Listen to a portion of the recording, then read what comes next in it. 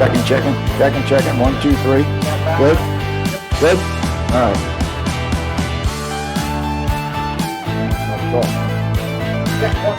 Check 1, 2.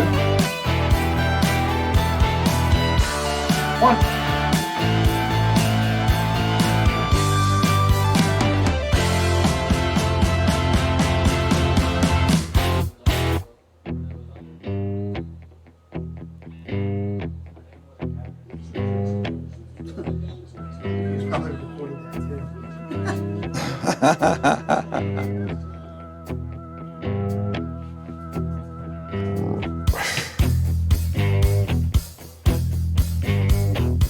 You got your little thing you're going to intro?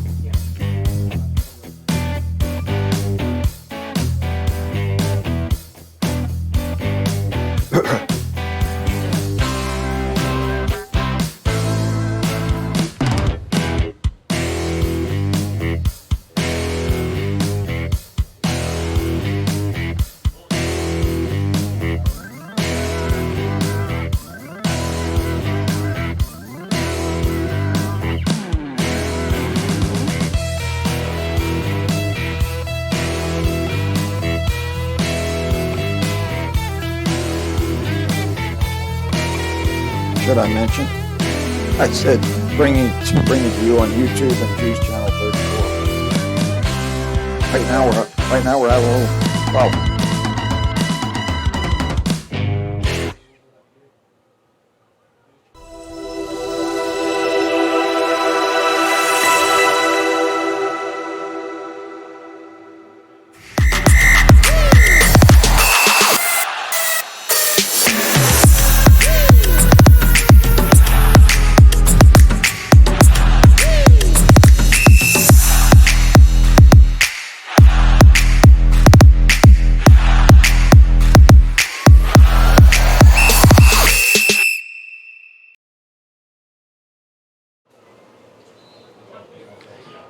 Hello again, Lion fans from Bulldog Stadium in Tyler, Texas, where the 1-1 Greenville Lions will face off against the 0-2 Tyler Chapel Hill Bulldogs.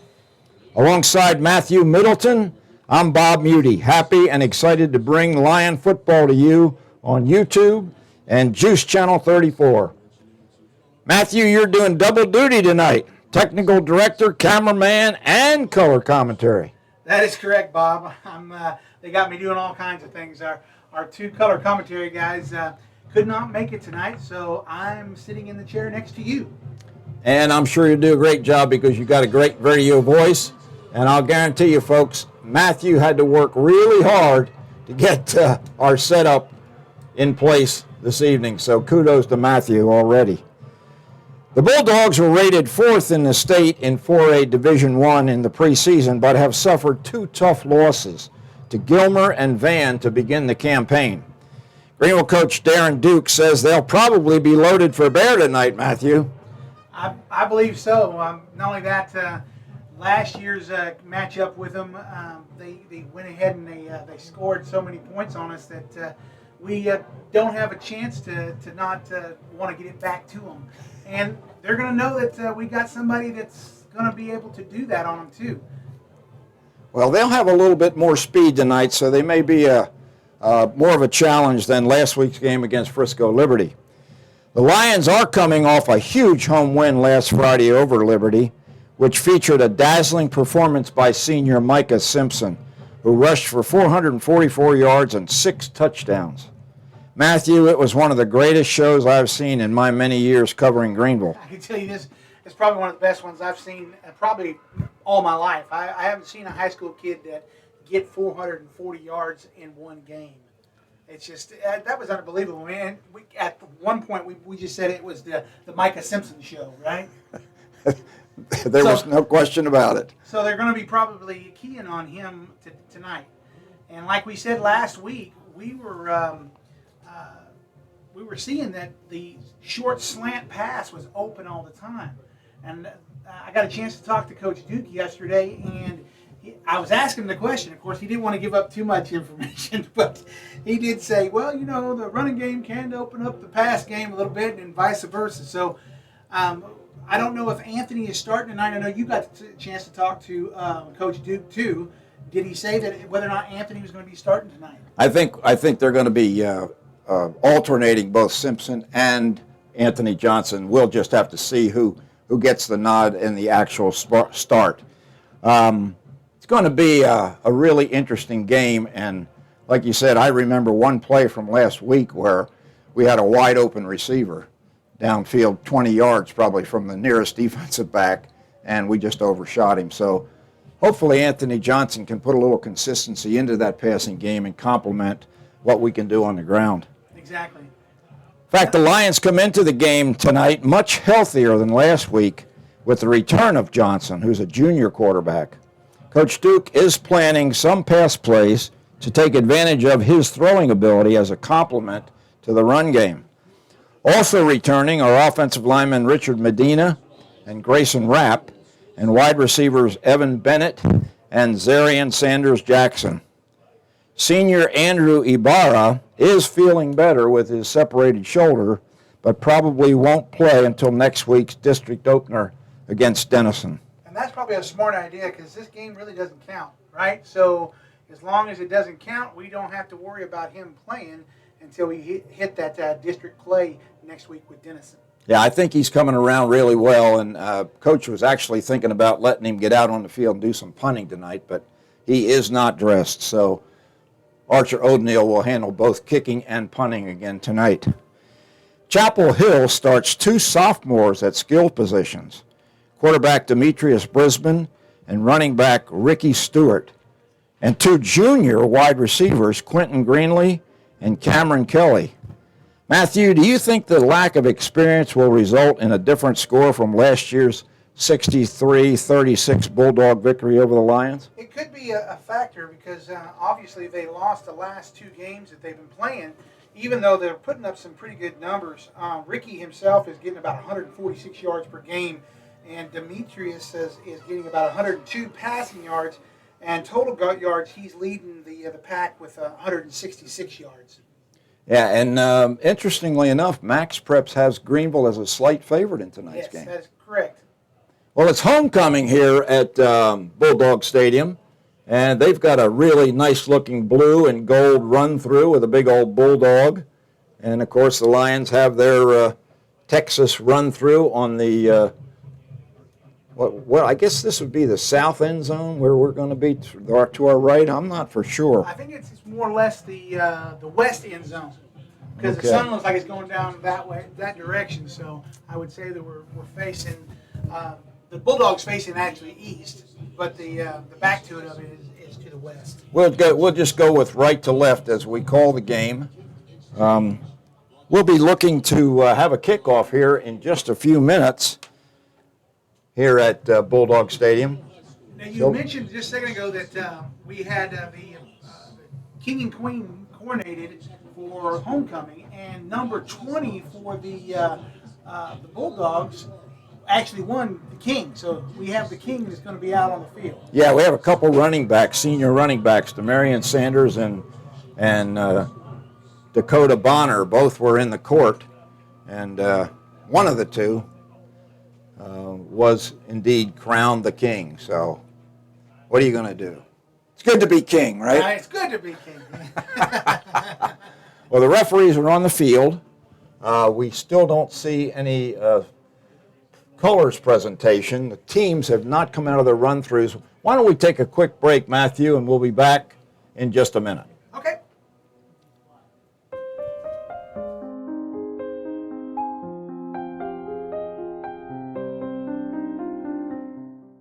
Gina from GEUS here, reminding you of safety during and after down power lines and outages. Let's see the different ways GEUS operates during a storm. During a storm, most of us expect the power to be restored within a few hours. Sometimes a storm can wreak so much havoc that outages and cleanup take longer than expected. But not to worry. GEUS linemen work long and hard to help restore the power in the safest way possible to the community. Want to know how that's done? Let's review how the process is organized for power restoration. In any community, you have important facilities, but during a widespread outage, there are certain places that must be restored first. Hospitals, nursing homes, police, fire stations, and as well as schools. After that, we focus on ways to restore the most power back in the shortest amount of time. Starting with the transmission power lines, these towers are massive and can be seen throughout the city. Their job is to supply large amounts of power, and if they become damaged or fallen, they are generally the first repairs after organization is made. During the outage, second repairs occur in the inspection upon the distribution substations. Distribution substations can be collectively arranged in groups. These receive high power from the transmission lines. The power is then dispersed to local distribution substations around the city. Main distribution lines or electric poles are the direct line to the service territories. These lines are connected around the homes in each neighborhood, and if the pole is down or affected, cleanup and repairs are usually made before the power is switched back on. Tap line or service lines deliver power straight to the transformers that can be seen mounted on poles or placed on pads outside businesses, homes, schools to run underground service. Ultimately, damage occurs on service line between transformers and home. For example, has your neighbor ever had power while yours is out? That's why. As you can see, restoring power and down power lines are not an easy task. Not as easy as flipping a switch, you might think. This video has been brought to you by GEUS 34. GEUS is your community-owned provider for electric, internet, cable TV, and true local programming. And we're back, Bob. Matthew, it's a beautiful night for football. I don't know exactly what the temperature is. There's not very much wind, but as the sun goes down, I think it's going to be just about perfect. The Bulldogs are on the field. The Lions are getting ready to come out of their run-through, and they'll be led out by three of the National Junior ROTC cadets who carry the G, the H, and the S flags. They're not quite ready yet, but down here in front we see the three Greenville captains who will be meeting the referees at midfield in just a moment. Number 50, Sincere McLaughlin. Number 8, Noe Osornio. And number 9, Cameron Neal, running back Cameron Neal. So they're your three captains for the Lions tonight. And what happened to our cadets? I guess the Lions just aren't quite ready to come out. No. They're closing up the Velcro. Now, just a while ago, the band, the GHS band just played the school song, so that's usually a cue for it. And, of course, they're going to play the fight song as they run out here in just a second. We see the captains for Here they come. the Bulldogs, and here come the Lions. I was talking to James Robles before the game. Of course, James is going to be unable to play this season due to a serious injury illness situation. But he's in great spirits, and he's always down here to support his team. Okay, captains for Chapel Hill. Number 21, Atlantis Walker. Number 20, Demarion Sanders, aforementioned. And two others whose numbers are blocked out by our three Lion captains. 4:21 before we are ready to kick this one off. It's like one of the captains might be number 57 for Chapel Hill. And number 8, Camarion Griffin. The Lions will start off with defending the west side of the field. There's no wind tonight, so we don't have to worry about balls being carried. That flag is absolutely still, Matthew. Probably thanks to the humidity being down a little bit, that might give the guys a little bit of relief. Looks like now it's time for our national anthem. Will be played by the Chapel Hill Bulldog Band. Thank you for giving us the opportunity to come together as a community tonight. Please protect the players from injuries on both sides. Please help both sides show good sportsmanship, play for your glory, God. Thank you for everything you have done for us, and I pray you continue to bless our communities. Amen. And now, please remain standing as we honor America with the singing of our national anthem, performed by Chapel Hill alum Christian Harris.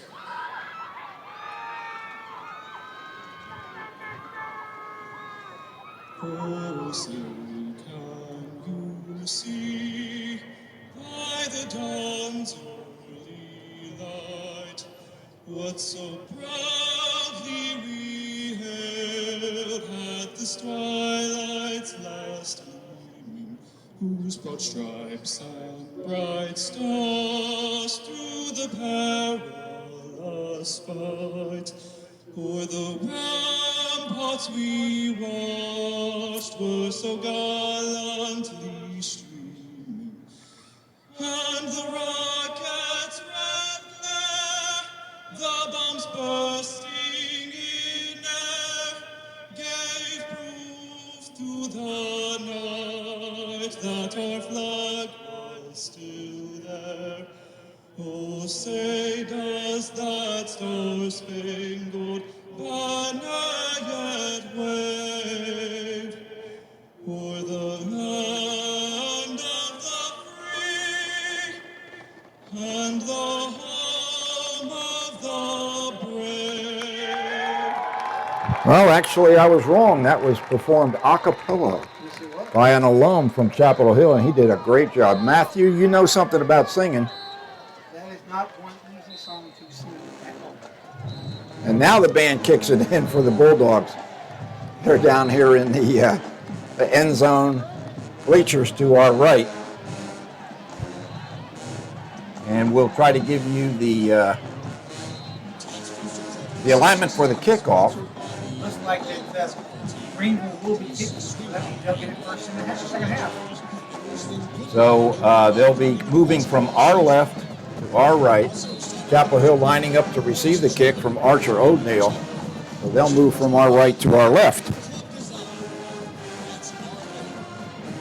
Attention area first responders, on behalf of all students and staff of Greenville ISD, we'd like to invite you to join us for lunch anytime between 11 a.m. and 1 p.m. on Friday, September 9th at Crockett STEM Elementary, 1316 Wolf City Drive. Our students would like to meet you and our fabulous child nutrition staff planning a special barbecue with all the trimmings. So please RSVP to Amy Wade if you plan on coming. Thanks for all you do to keep us safe. Got to have those first responders, Matthew. And I tell you what, I say a prayer for them every night.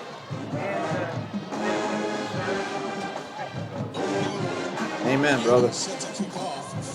Hey, O'Neill, senior kicker, really has gotten quite a bit stronger. I was watching him with field goal attempts, and he's kicking them from the 30-yard line, which would make it a 40-yard field goal. All right, so O'Neill's going to take a short approach, probably be a pop-over kick. It is indeed a short kick, coming down at the 31-yard line, taken there with a fair catch called, I think, by one of the teammates of Tyson Berry. So he tried to run with it, but somebody else had called a fair catch. So looks like Chapel Hill will be starting somewhere outside their own 30-yard line. So the Bulldogs will start the game off. Matthew getting our cameras all set up. We have a very small press box here. And he had to set up all the cameras up on top, with the exception of the one that we have right here in the booth. Okay, Quentin Demetrius Brisbane takes a snap, fakes a handoff, throws, has his man. It's Berry. Berry juking, and it's going to be brought down at the 40-yard line for a pickup of about 6 or 7 yards.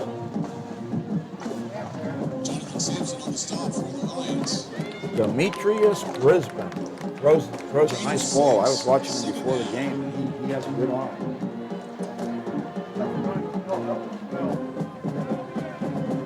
Brisbane looks at his play column, hands it off. Lots of room here on the left side. Coming around the outside, almost getting to the sideline before he's brought down.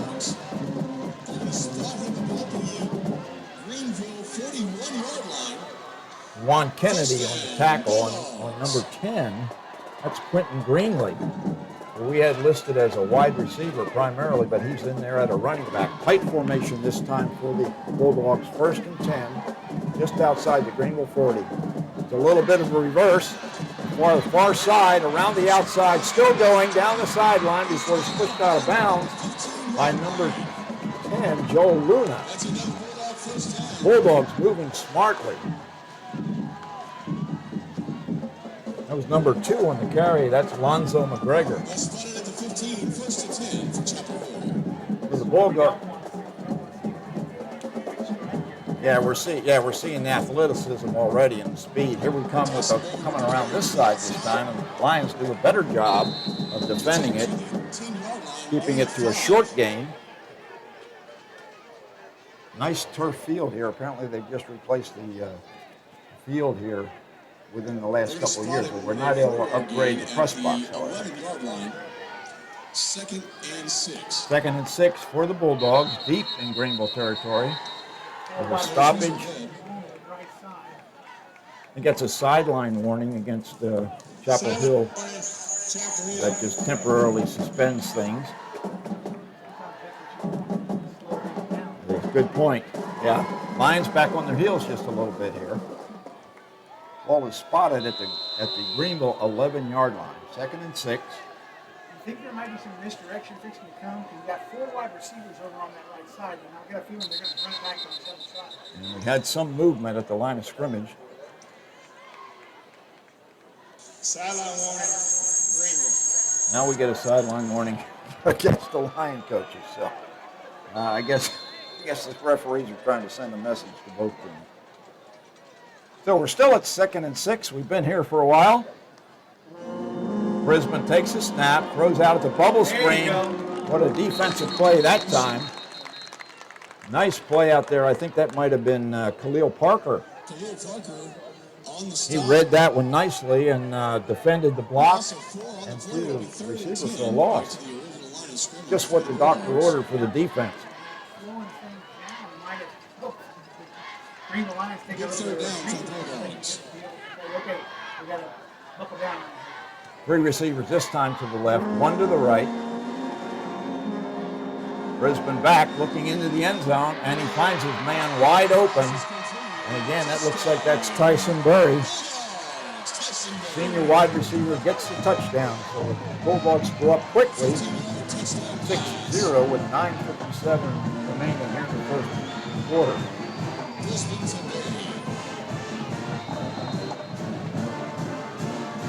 Kicker for the Bulldogs is Aiden Campos.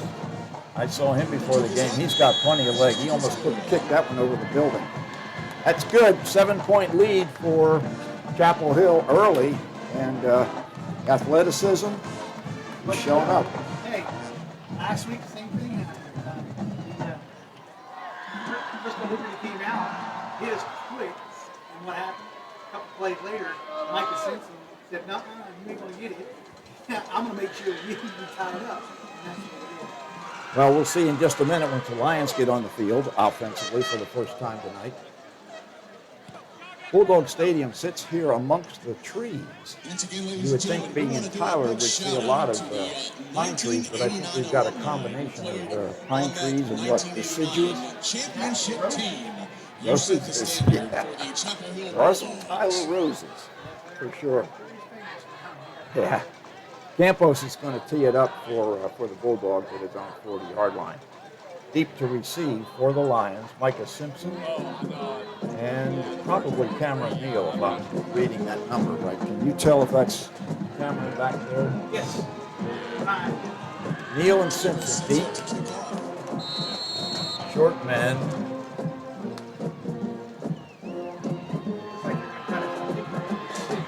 Yeah, they probably won't kick it deep. Campos has the leg. Let's see if he goes deep. It looks like a short approach. And indeed, short kick. Simpson's going to take it at about the 15-yard line, coming to the right, fakes a man, and he's forced out of bounds, actually tackled at about the 22-yard line. Nice job of coverage by the Bulldogs.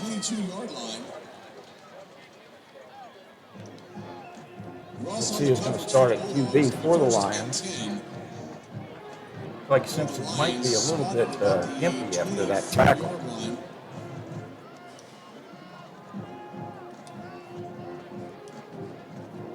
Once again, I'm guessing, what, 75 degrees? A little bit more. All right, starting for the Lions up front will be Bell Oakley at center with Morris, Saul Gonzalez at guards, Nick Just, and Sincere McLaughlin at their back. Handoff. Yep, he up from the JV. Came up last week and showed out pretty good. That time, the handoff to Neal, and Neal picks up short yardage off the left guard. Micah Simpson in at quarterback. Anthony Johnson is available. Evan Bennett back in the lineup tonight. Scott Brock also on the field as one of the wide receivers here to the near side. Longhorn formation, man in motion. High snap handled by Simpson. He breaks. He dodged a couple of guys, Matthew, but the guys in blue and gold were able to find him and get him down after another short gain. Ball spotted at the 26-yard line.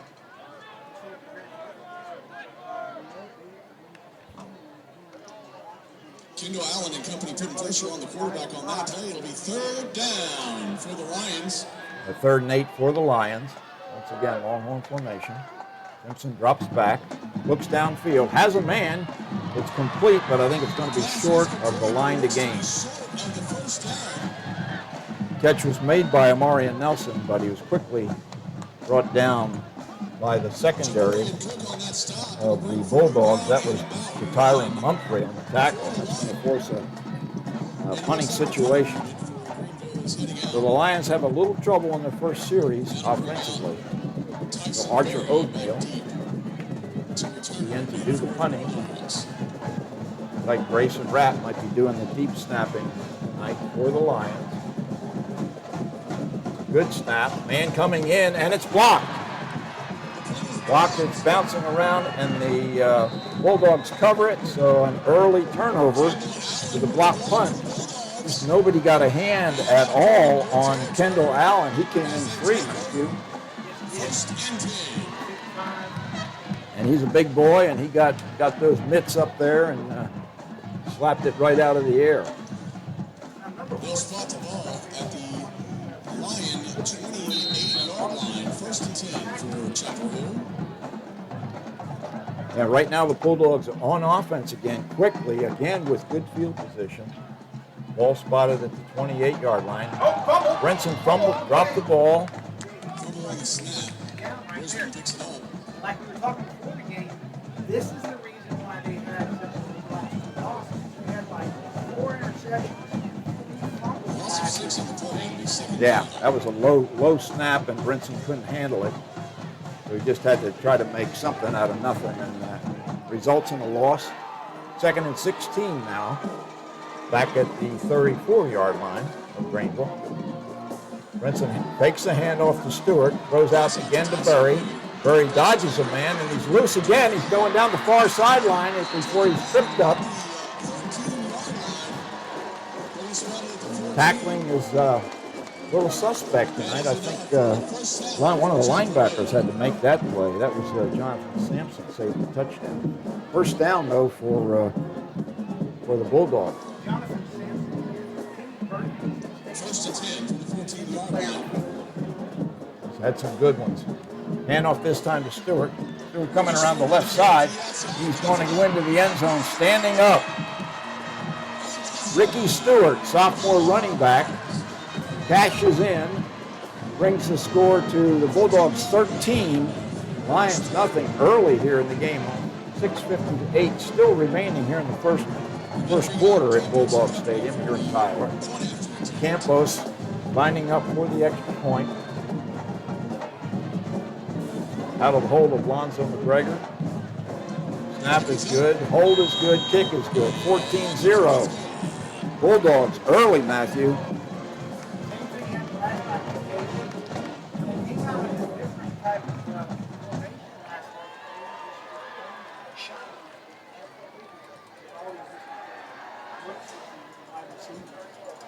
one back. Now, it looks like they're still trying to do the same thing with the Varsity. Now, it's the same exact thing. 38 to nothing. Oh my goodness. Well, the Lions are clearly shell-shocked at this. They went 3 and out on their only offensive possession. And the Bulldogs are moving without any trouble at all, mostly going wide, using their speed. And again, that was one of the concerns that I had after watching them run up and down the field last year against the Lions, putting up 63 points. So indeed, they were loaded for bear, and they jumped out to a quick 14-0 lead over Greenville's Lions. Campos, short kick taken by Neal at the 20. He's up near the 30, bounces off the player, back to the 25, and back inside the 20. Wow. Again, good kick cover.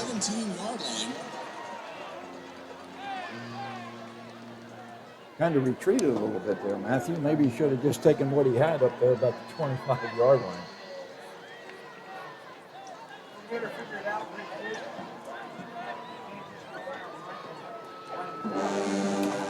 Yeah, it was.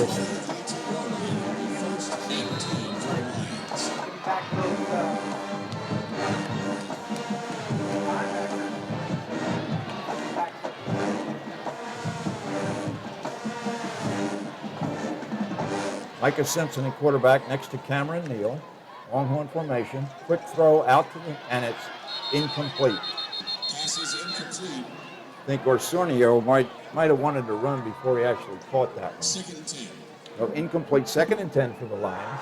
Ball spotted at their own 18-yard line, so not real good field position here in the first quarter for Greenville.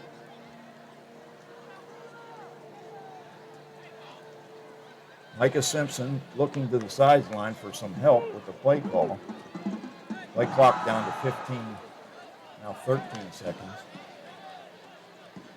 I'm sure Micah would love to get a little room and break one here. Lions could use it. Neal in motion. Here comes Simpson. He's got some room. Somebody grabs him by the horse collar almost. That was a really strong tackle that time. Simpson looked like he was ticketed for a first down, and somebody grabbed him by the shirt and just jerked him down. Pick up a 4. That'll be a 3rd down. We'll call it 6 yards to go for Greenville. 14-0, the Lions trail. Needing a conversion right here. Bulldog crowd, scoreboard looking for a little bit more noise. Simpson looking right, tries to take it upfield, and he can't get anything going. Simpson goes down right at the line of scrimmage. Nice play defensively by Trevor Brooks. And once again, the Lions just unable to get anything going offensively. So again, punt formation for Archer Oatmeal. Last one was blocked, which led to that second touchdown for the Bulldogs. Oatmeal's going to have to be a little bit quicker this time. Someone's going to have to block big number 55. They do. Oatmeal gets off a good kick. Bounces around at the 35-yard line. Greenville misses a tackle, but they bring down the receiver right about the 38-yard line. Good job by Lonzo McGregor after he muffed the kick initially. Kevin Tran on the coverage for Lions.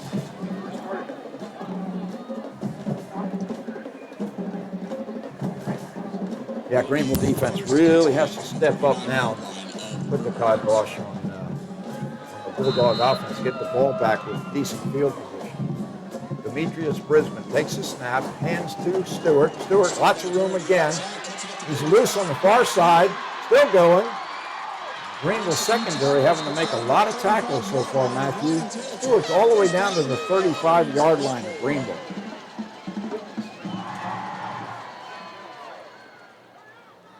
And, sophomore. I expected that the inexperience might create some problems. Thus far, they've handled it well. Brinson drops back under a little bit of pressure, throws deep, has a man wide open.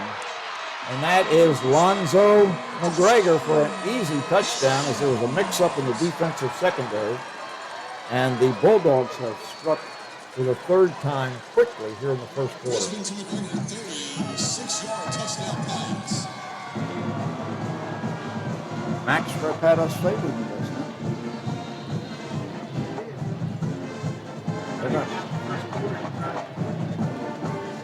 They might have to go back to the drawing board. Campos' kick is up and good. 3-touchdown lead early here for the Bulldogs. And I think shell shock is probably not even a good enough word to describe the Lions right now.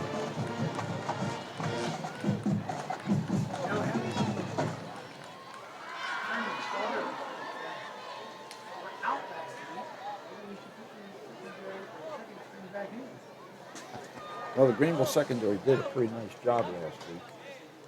We'll have to wait and see if the coaches, defensively and offensively, I mean, it's been a pretty rough go on both sides of the ball so far. Just defense has been unable to deal with the speed of Chapel Hill, and offensively, not enough blocking to get anything going for the Greenville running backs.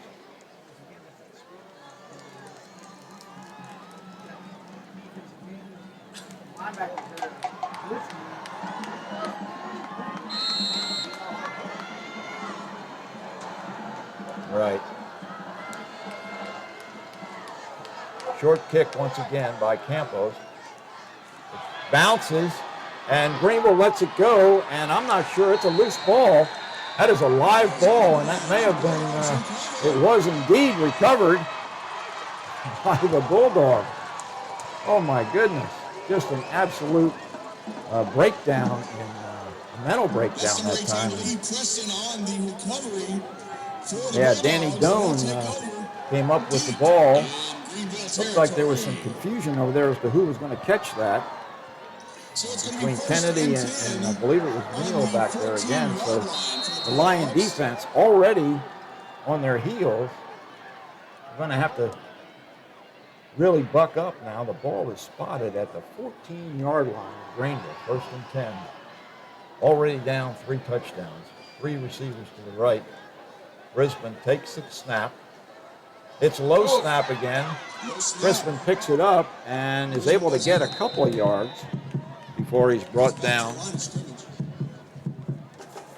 Nice tackle that time by Grayson Rapp of the Lions. 2nd down, we'll call it maybe a little more than 10. The low snaps been the only problem for the Bulldogs. It was a good snap this time. Running back, Quentin Greenlee picks up a few yards before the Lion defense stiffens. Juan Tapia in there on the play with a little help from his friends. We are having trouble with our internet connection tonight, so if you're looking for us on YouTube, you may not be able to find us.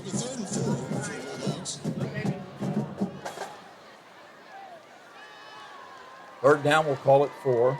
Brisbane looking right, going to the end zone, and it's incomplete. A little bit high for his intended target. He lost a shoe over there. Cameron Kelly, the intended receiver. It was intended for Cameron Kelly, junior wide receiver. So Campos is going to come in and attempt this field goal. Ball's going to be spotted at the 15-yard line, so it's going to be a 25-yard attempt. He's got plenty of leg for this. Grego will be on the hold. Good snap, good placement. Kick is up. No good. Must have been off to the right. So the Lions catch a break there. Now they'll get field position. I think they'll start it at the 20. We'll have to see if it starts at the 20 or the 25. I get confused, Matthew, with starting field position with the kickoffs and touchbacks and stuff between the pros, college, and high school.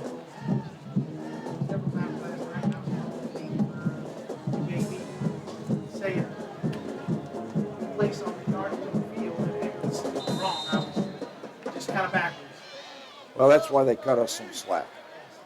It is going to be at the 20-yard line. The spot will be there. Simpson and Neal again in the backfield. Snap goes to Simpson. He's looking for room. He just can't find any. Boy, I'll tell you what, the defensive line and linebackers for Chapel Hill are just playing outstanding football.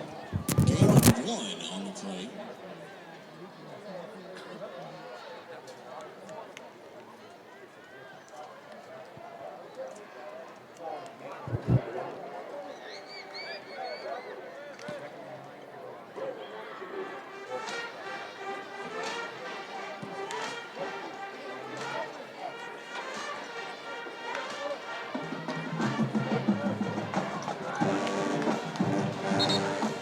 Pass gets completed.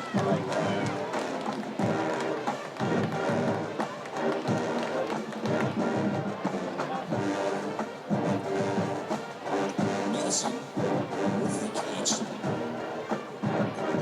Third down.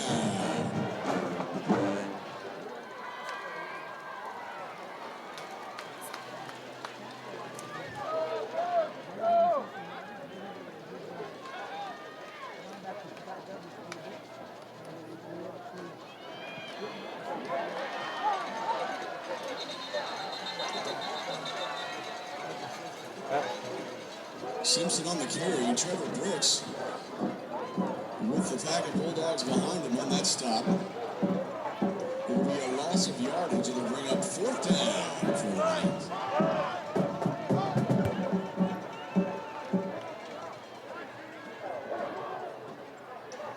So Tyson Berry will head back deep as the punt unit for the Lions head onto the field.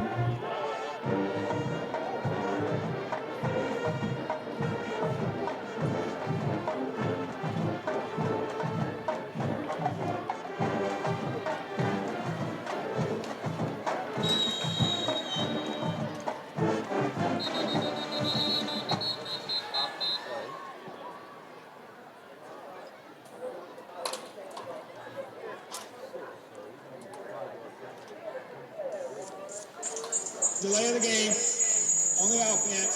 5-yard penalty. Replay 14.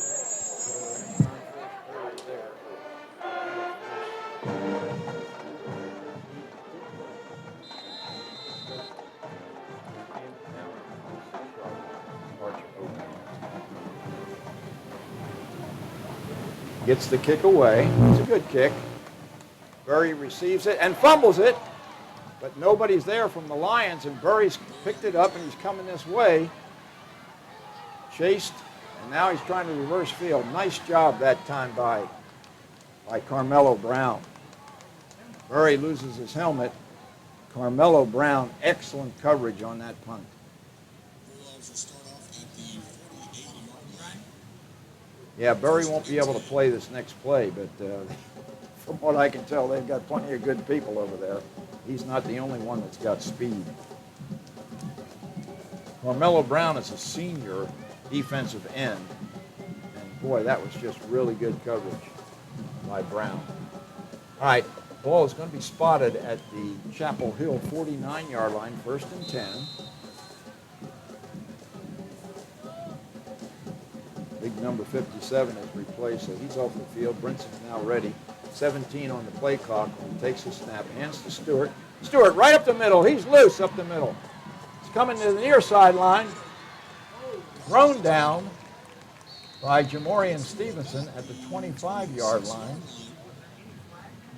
I thought maybe there might have been a horse collar, but I guess not. But a huge gain for Stewart. Just, I mean, you and I could have run through that hole, Matthew. We got a couple of bald guys in the booth tonight. Of course, he would have caught a lot sooner. More, no question, no question. We might have gotten 3 or 4 yards before somebody found it. Just about 1 minute remaining here in the first quarter. Brinson with all kinds of time. Now he's going to scramble. Throws, finds a man alone in the end zone. And unless he was over the line of scrimmage, that's another touchdown for the Chapel Hill Bulldogs.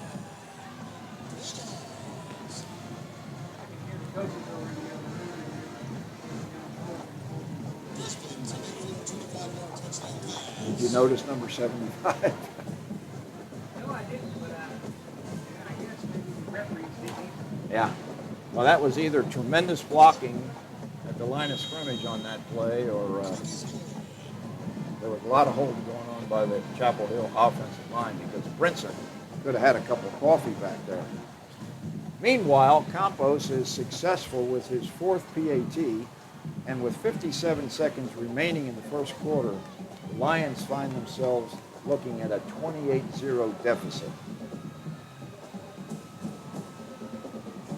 And Micah Simpson, I think, probably has negative yardage tonight here in the first quarter, which last week in the first quarter, he probably had 100 yards.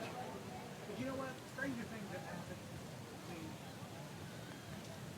you know, I don't see it, but you could definitely see things turn around last year. Bulldogs can make stupid mistakes like they have last week. And next thing you know, we're back in football game. Right. Let's see what happens. Okay, Simpson on the near side deep. They've got Isaiah Williams in there. I think he might have been in there on the last kick as well. Kick's going to be taken by Amarian Nelson at the 25, and he's loose on the far sideline. Nelson down close to midfield. So a break for the Lions as Amarian Nelson with a nice return. Kind of shaking his arm a little bit. May have to come out for a play. But Amarian Nelson gives the Lions a little bit of life with 51 seconds remaining. Their field position now is going to be at their own 46-yard line. So significant improvement in field position. Maybe that will allow them to open up the offense. Simpson still at quarterback with Neal back there as the running back. Got three receivers to the right, Amarian Nelson being in the slot. Lions needing to generate some offense. Williams goes in motion. Gets sweep, takes the handoff, and he is met right at the line of scrimmage roughly. What a play over there by number 12, Trevor Brooks, one of the linebackers.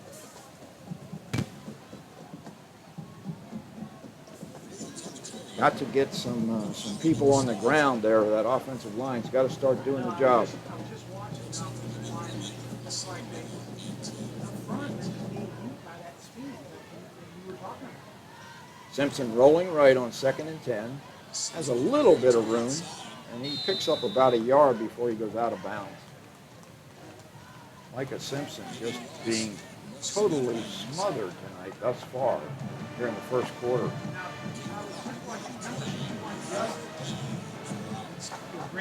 61's Gonzalez, Saul Gonzalez. Almost had a good play for blocking. Good. Justice on the other side of Andrew Morris. Anthony Johnson into the game at quarterback for the Lions. Look for a pass here. Steps up. Decides to keep it. He's going to get a first down. The big junior quarterback converts for Greenville's first down of the evening. But he loses his helmet, so Simpson will be back in there at quarterback on this next play. That's going to end up finishing. Yeah, that'll do it. I wonder if that will allow Johnson to come back onto the field. The referees are signaling that he has to sit out. There's the end of the quarter, and we'll be right back after this message from Greenville Electric Utility System. Conserving energy is important to us here at GEUS. We even pay rebates when you buy energy-efficient appliances. Your conservation helps all GEUS customers. In the future, we will need to build new electric generators, and this can be expensive. And with our population growing, we will need that power. That's why we give rebates for Energy Star appliances. So think about replacing your bulbs with super efficient LED bulbs or adding insulation to your attic. Together, we can help all GEUS customers by doing our part. Check out our rebates online, and remember, GEUS is always ready to serve and assist you in any way we can. All right, we're here at Bulldog Stadium, moving into the second quarter.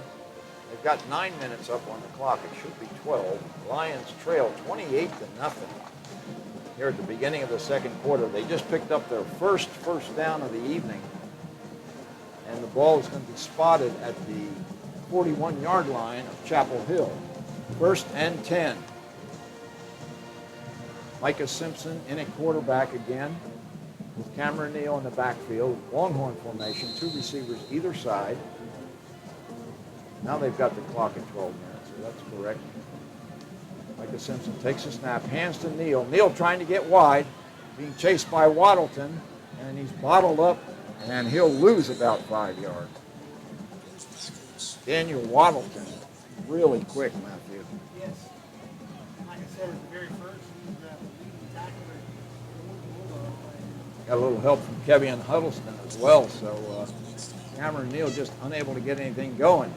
The whole running game for the Lions, which was so good last week, totally ineffective with the exception of that run by Johnson, who's back in the game at quarterback. Johnson takes a snap, drops back, under pressure.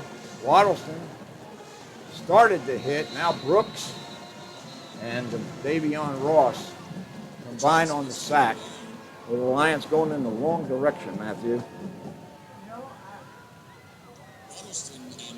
Screen passes. That's the only thing I can think of is that screen pass right over the top of those defensive linebackers. That's the only way you're going to get them back up a bit. If not, Well, we got 3rd, and we'll call it 23 to go for the Lions, back in their own territory.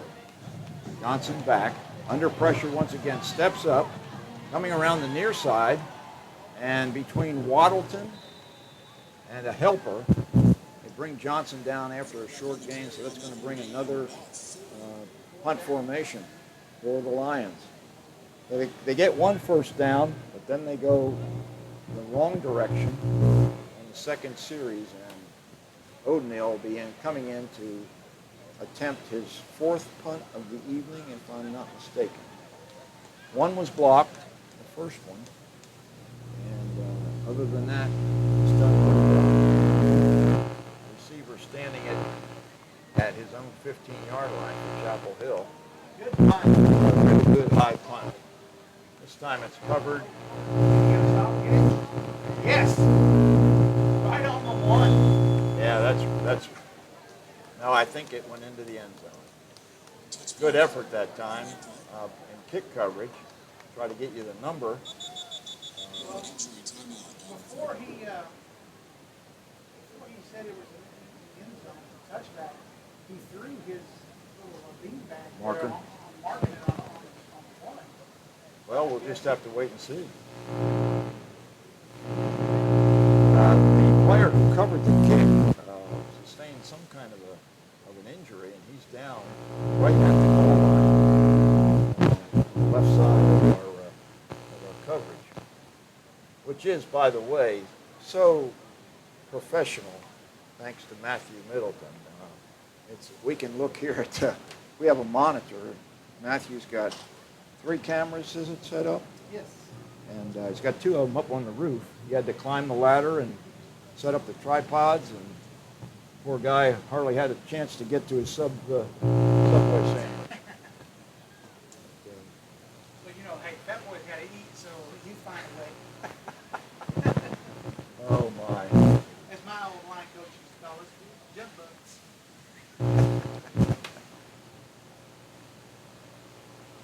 Attention area senior citizens. The 5th annual Golden Lions Luncheon is on tap. GISD invites you to our 5th annual Golden Lions Luncheon. The event begins at 11 a.m. on Tuesday, October the 25th in the Greenville High School Career and Technical Center at 3515 Lions Lair Road. Come enjoy a delicious meal prepared by the GHS Culinary Arts students and served by GISD administration. You will get your complimentary golden ticket. It gives you free admission to all GISD home events, including games and performances. You will also be welcomed and entertained by our talented students and hear the latest GISD news. RSVP to Amy Wade by calling 903-408-4427 by October 14th. Once again, that's 903-408-4427. 4427, and Amy Wade will be happy to get you a reservation. Bob, have you had any of the culinary food? I have been to at least 3 Golden Lion lunches, and they are really good. I'm trying to get a number of that Greenville player, and I'm having trouble. He must have a shoulder injury, I'm guessing. Maybe Matthew can help me out. But here's the Bulldogs, 1st and 10, and it is spotted at the 20-yard line. All right, we'll get that for you in a minute. Brinson fakes to the jet sweep. Now he's dancing around in the backfield, looking downfield. He throws, very nearly intercepted there. Great play by Zarian Sanders Jackson.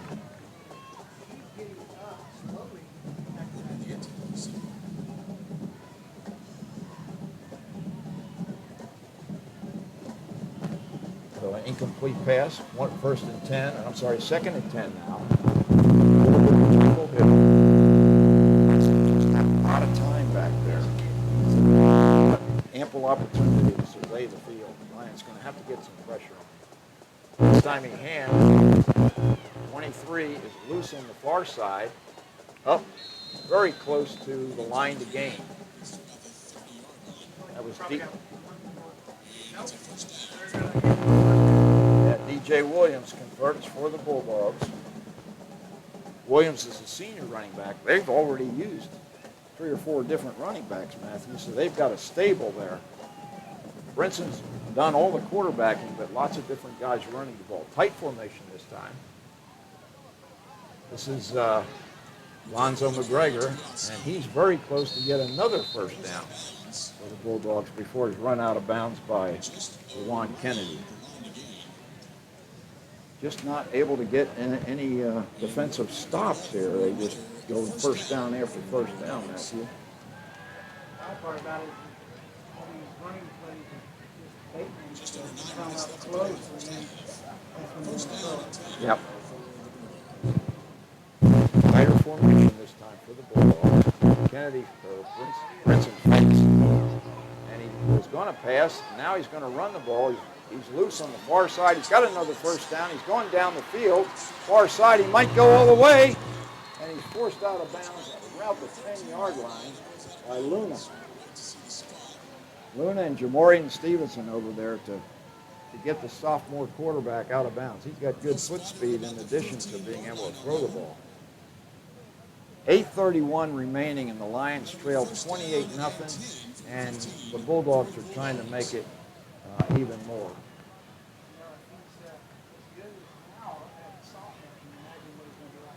He's a good-sized kid too. He hands off this time, and it's Williams, but this time Williams is brought down quickly. Nice defensive play that time. That's Richard Medina in there playing a little defense with a good defensive play. Defeated the block and brought Williams down for a real short gain. Let's call it 2nd and 9.5. Ball is spotted just inside the 15-yard line at the Greenville 14. 7:59 remaining, clock moving. Brinson takes the snap, fakes the handoff, looking into the end zone for Burry. The ball is overthrown. Pretty good coverage that time. Burry's going to go pick that up. He's in the dark on the track. That's pretty good. Young man, he misses the pass, but he goes and gets the ball and brings it back to the referee. Good for him. All right, so incomplete pass. 3rd and 9 now for the Bulldogs. Maybe the Lion defense can hold them again and force another field goal attempt, which the last time was unsuccessful. Demetrius Brinson. Little reverse here. That's Burry coming around the left side. Good defensive play that time by Sampson. Brings him down at around the 6 or 7 yard line maybe. No, I don't think so. It's going to be 4th down. Looks like it's going to be 4th and short. Maybe 4th and 2. A long 1 or maybe 2.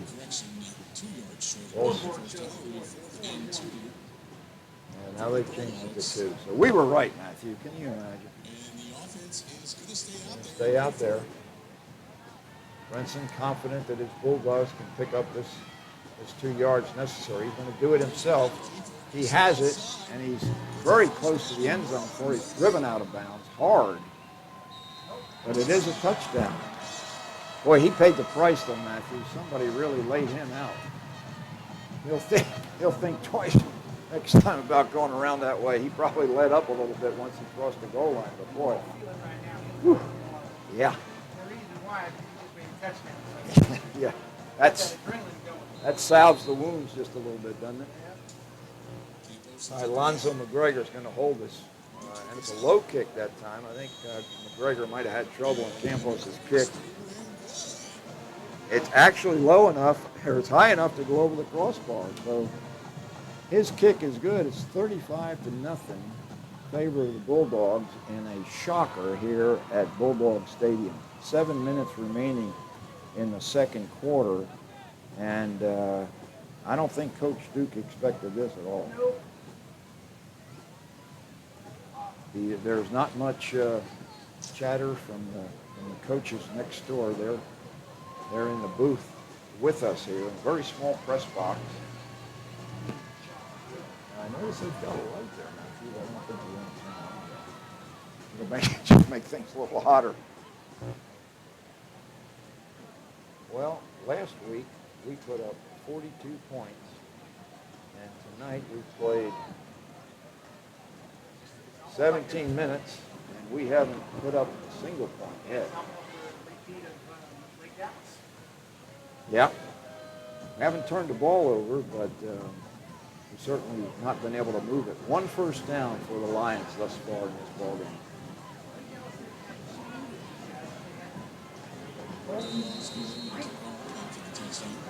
Yeah, the speed was what I was concerned with because they ran all over the field last year, and they're doing it again tonight. Here's Campos' kick. It's a low kick, taken by Williams. Pretty good run back, spins out of a tackle, and he's brought down at the 25-yard line of Greenville. Good defensive play on coverage that time by Lee Preston, senior wide receiver for the Bulldogs. You know, you feel like you've got to go to the passing game, but if you can't get any protection for the quarterback, the Lions right now, if I were the offensive coach, like you said, maybe about the only option would be some misdirection or a screen pass. Right now, Simpson's going to be at quarterback with Neal in the backfield. Hands it to Cameron Neal, and Neal is trying to push forward. We'll give him maybe a yard. I'll tell you what, the blue-shirted defense of Chapel Hill is they're just like a brick wall. 2nd and 9 for Greenville. Ball spotted at the 38-yard line of the Lions. Micah Simpson looking for some daylight. He's going to throw. Now he's scrambling around. This might be the opportunity. He finds that ball's intercepted. And the whistle should have been blown because he was clearly down. That's an interception by Darius Dean. And I think the referee did call that the receiver had him held up to the point where they blew the play dead. But Dean makes a good interception. That was a contested throw by Simpson, who I thought might have had some room to run that time. Yep. I thought for sure he tried to do a great one for it, but it didn't look like he decided to let it go. Maybe he saw something we didn't see, and of course the defender must have saw what he was looking at too. Yeah, the referee is having discussion with the back judge, who dropped his flag, which actually I think was just like his beanbag because he wanted to mark the spot where he felt like the play was dead or should have been blown dead. Referee is approaching the Greenville coaches, now the Chapel Hill coaches, to explain what the call on the field is going to be. Looks like the Chapel Hill coach is not Oh, goodness.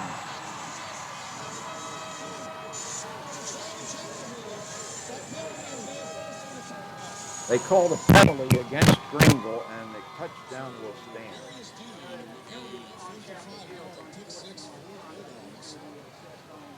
Ah, okay. Thank you. Oh, 41-0. Chapel Hill with 6 minutes remaining in the first half.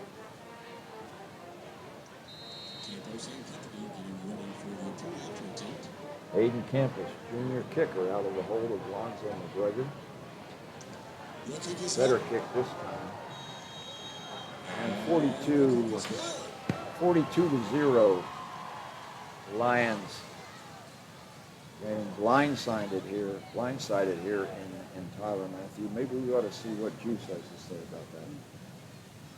I think we should take a little break as well while they get ready for the next kickoff. Sign up to participate in GEUS's Roundup program and help people in our community in need. If your bill is $105.48, GEUS will round up to the nearest dollar, making your overall bill $106 even. Individual customers donate between 1 cent and 99 cents per month. When we all give, it turns small change each month into a big community impact. The average customer would just give $6 per year, never more than $11.88 per year. GEUS Roundup program can make the difference in the lives around you. Sign up now.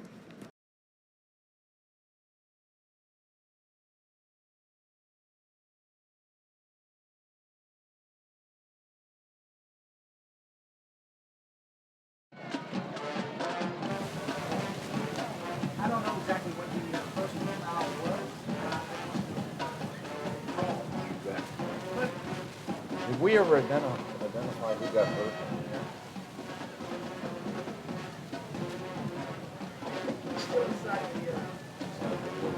Yep. Okay. Are we back?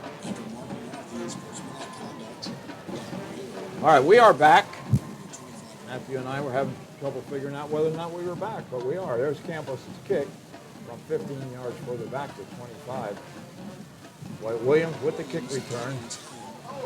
Makes a nice move, but pretty good tackling by Chapel Hill that time. Looks like they're post callers when they pull the Yeah, that was a high tackle by Greenlee that just depleted Williams, and he just was moving, and all of a sudden, boom, he was on his back. But not before he gets out to the 45-yard line, where the Lions will start this particular drive. Guys up front having a lot of trouble with the Bulldog defensive line and linebacker. 3 receivers to the right. Simpson pitches to Neal. Neal has a little bit of room. Bounces out. They've gone down the far sideline. He's very close to first down yardage. Second one for the Lions tonight. Cameron Neal with a nice run. He's happy about that, too. He was glad to see some running room over there. First down, Greenville down at the 41-yard line of Chapel Hill. Very positive gain for the Lions. Maybe that'll get them going. That's the first time they've been in Chapel Hill's territory, isn't it? They hadn't been there very much, I'll tell you that. 3 receivers left. Simpson's going to keep this time. Coming to the outside. Defense, great job by the cornerbacks to come up and force Simpson into another lost yardage. After the game that he had last week, to think that he's probably negative yardage for the first half, it's almost inconceivable. And the difference is the athleticism of Chapel Hill. They're fast, they're quick, and they're strong, and they tackle well. We'll call it 2nd and 14 for the Lions. Simpson rolling right, looking downfield. Now he's going to scramble. He's got some room now. Simpson down to the 30, the 20, the 10. He's in for a touchdown, but there's a holding call at the 15-yard line. That was a clear holding call on Zarian Sanders Jackson. I'm not sure he had to do that, but the defender would have had a play on Simpson had Sanders not held. So that'll come back, but it will be a first down for the Lions as Micah Simpson finally sees some green turf to run behind.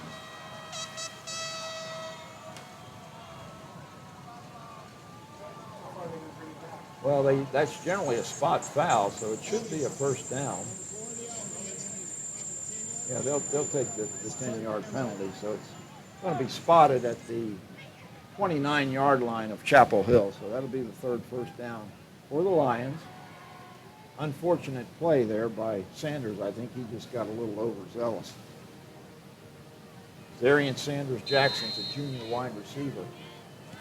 He's had some good games for the Lions so far this season. That penalty gets nailed for holding. 4:36 remaining, clock running. Simpson takes a snap, comes left to Isaiah Williams, and Williams is just thrown down brutally. Waddle. Usually I have lots to say. Right now I'm just like, wow, what's going on? Well, this is a broadcaster's nightmare so far, and we're hopeful that maybe the remaining time here in the first half, as well as the second half, we'll see a different Greenville team. Right now, you can tell the body language is not very good, and you wouldn't expect it to be real good. Play clock down to 8. Simpson rolling right, looking downfield. Cuts it back. He's loose again.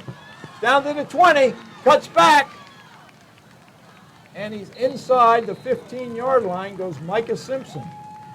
First down, Greenville. Here's the thing.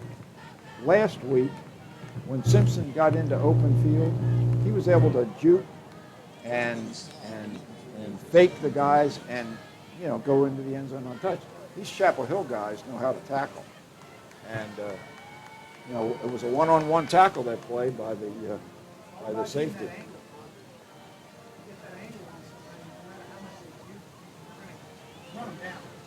All the Greenville offense has been coming from scramble plays. This time it's Simpson again, and he's going to get some yardage, this time off right tackle, and he is thrown down hard. Boy, he went down. His helmet hit the ground.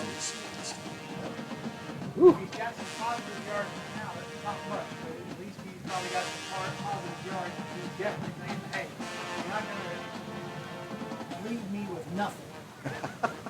Yeah, he's had quite a few positive yards here on this drive, and it's a shame he didn't have an opportunity to score that touchdown there, but he's called back on that holding call. 2nd and 7, ball inside the 10-yard line of Chapel Hill. Lions on the march. Simpson fakes the kneel, coming left, cuts it up. He's going to score. There it is. Micah Simpson. Micah Simpson puts the Lions on the board with a 7-yard run after faking the ball to Cameron Neal. They got the Bulldogs going the wrong way, and Now, I will tell you this. We were talking about Max Prep saying that, we were favored. And they have a graph line that shows what teams are playing. And it did show that they're going to come right off the bat. I mean, they're going to come in and they're going to be some red flags. There it is. Roughing the kicker. was bad. It wasn't any good. It was a high snap that Diego Martinez was able to get down, but probably not able to spot it the way he wanted it. So Archer's kick was low. However, there's a roughing the kicker penalty. So I assume he'll get a chance to do it again. What I was saying a while ago is on this graph, it's showing how that they were going to come out strong, really big, but by the second half, that speed, all that pushing themselves, they're going to win themselves out, but they're not going to have to win themselves in the penalty. So especially the fourth quarter. It shows the fourth quarter, they just totally drop out. Okay, well, we'll see if that happens. The Lions an opportunity to put a little pressure on them now. They are on the board with 2:10 remaining here in the first half. Now the Lions are going to go for 2. They got. Go ahead, Matthew. Sometimes the turtle does win the race. That's needed. After just no but he's unsuccessful. Just get Simpson into the end zone for that 2. Remains 42-6 in favor of Chapel Hill's Bulldogs. 2:10 once again remaining here in the first half at Bulldog Stadium in Tyler. Nice night for football, just not going the way Greenville wanted it so far, Matthew. At least not yet. Not yet, but things are looking up. My mom always told me don't count the matter. That's right. That's exactly right. Ignore that. Sometimes guys just get in their heads thinking, oh, we got this beat, and next thing you know, the offense for the other team starts creeping up. And one after another, and they're like, wait, where's this one? All right, I'm going to put you in your coaching shirt now. Would you try an onside kick? 2 minutes left? No. No. Okay. If it was less than a minute, maybe. Maybe. And the reason why you give 2 minutes is too much time for softball. Yeah, they were a quick strike offense for sure. Archer Odenale looking probably to do a popover kick. It's a high one, coming down at about the 28-yard line, where it's taken by Trevor Brooks, and Brooks is brought down by McGuire at the 39-yard line. Pretty good tackle that time by Hayden McGuire. McGuire was the guy who was wide open on that pass play last week and was overshot by Micah Simpson. He had an opportunity for stardom, and ball was overthrown by about 5 yards, unfortunately, for the Lions. All right, so good field position after the popover kick. Not wanting to kick it to the speed back there deep for Chapel Hill. Probably a good decision. First down, Bulldogs. Demetrius Brisbane gives to Stewart around the left side. Lots of room to run. And he's knocked down by his own man, McGregor, right close to the chains. Looks like it's going to be half a yard short, maybe. Second down. We'll call it 11 inches. What do you think, Matthew? All right. Brisbane looking right, looking downfield, all kinds of time. He's throwing medium deep. Well defended over there is Tyler Purry. And it's incomplete. Good job by Jamarian Stevenson. Stevenson on the coverage for the Lions. I mean, I understand that you want to get your soft all the plays you can as far as throwing the ball, because it is a non-district game. You Right. don't have to worry about it, but at the same time, just I need to try. Well, it was a good call on third and very short, because they figured they were going to be able to pick up the first down easily, which they do on a running play by Stewart. He picks up about 4 yards. First down, Bulldogs. Ball spotted at the 47-yard line of the Lions with 1:24 remaining and the clock running. Bulldogs not in any particular hurry here. With this huge lead, you can understand why. Quarterback Demetrius Stevens. Brinson. He's loose around the right. He's going to keep it. And he breaks a tackle and slips out of bounds after picking up the first down inside the 35-yard line. We'll spot it at the 32 of Greenville. Clock stopped with 1:01 remaining. Of course, I'm not one to pass stats, They mark it on the Greenville 32-yard line. as high as they can. First and 10. But those are the same coaches that end up trying somebody else. Well, usually in the first half, you don't call the dogs off. At 42-6, looks like a holding call. Yeah, that was a clear hold, and no call. Official standing there watching the play. It's right in front of him. Yeah. A clear hold that time by Kavion Huddleston, and no flag. The pass was incomplete. It'll be 2nd and 10. But I think I know why Brinson's had so much time tonight.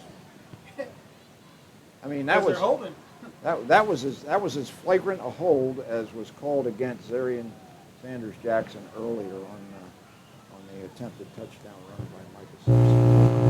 Number 75 is the one we have to watch. Hand off to Stewart, and he's brought down, tripped up. That might have been Justin Fisher on the tackle there. 41 seconds, and the clock is moving. We'll call it 3rd and 6 to go for Chapel Hill. And I think in essence, Coach has kind of slowed down the dogs just a little bit. Brinson's back now, looking downfield, plenty of room. Has his man that's just a little bit too tall for Lonzo McGregor. So once again, right in front of the ref, I mean literally in front of the ref, there did not call the holding call, which should have been on number 75. Okay. Well, the tackles for the Bulldogs are getting lots of handfuls of jersey. And Greenville coaches, I think, are beside themselves. But, I mean, Brinson has had all kinds of time tonight. He's got his man this time. He throws it out of bounds. So incomplete. So that'll turn the ball over on downs. The defense holds. 7 seconds. Hey, a hold is a hold. Okay, so here's the coach question for you. All right. If you were the coach, would you just run the ball out there and stop the clock, get the clock out of the way Clearly. so we can just go to halftime? Yeah, clearly. I'd just take a knee here. There's no sense trying to do anything silly. They are putting Johnson into the game, so, you know, they may be thinking, we got to try to do something. We just want to Hail Mary, yeah. But, you know, when you do that, you take the chance on a sack, a fumble, and the last thing you want to have happen is to lose the ball and somebody pick it up and zip into the end zone with only 7 seconds left in the half. Anthony Johnson, junior quarterback in there. He's got a new running back, Jaden Johnson, in there with him. No relation. He's rolling to his left, and he just throws it up for grabs, and it's out of bounds. 1 second remaining on the clock. It'll be a 2nd and 10 for the Lions. At least no harm at that point. Simpson coming back into the game now. Might have been an intended receiver on that play.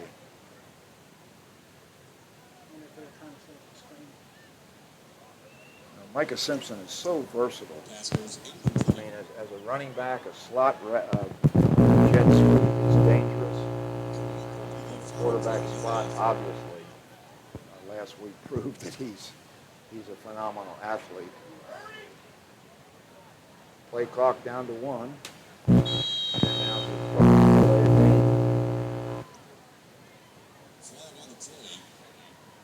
which is kind of meaningless. Just shows a lack of discipline is the only thing. Delay a game penalty against the Lions. It'll be 2nd and 15. Ball now will be spotted at the 23-yard line of the Lions. 1 second remaining in the first half, which has been a disaster for Greenville Lions. Anthony Johnson pitches, dangerous play. They're going to pick up some yardage. Jaden Johnson, and there's a penalty. That's against the defense. The half cannot end. Johnson gets up for good yardage. Not enough for a first down, but let's see what the penalty is. So it's a possibility we have another play. Still waiting for the officials. You wonder if these officials might be from the Tyler area.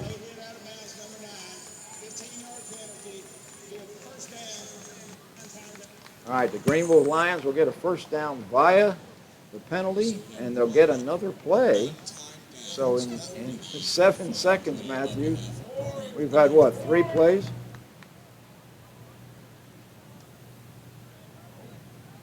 Late hit out of bounds on Davion Ross, the linebacker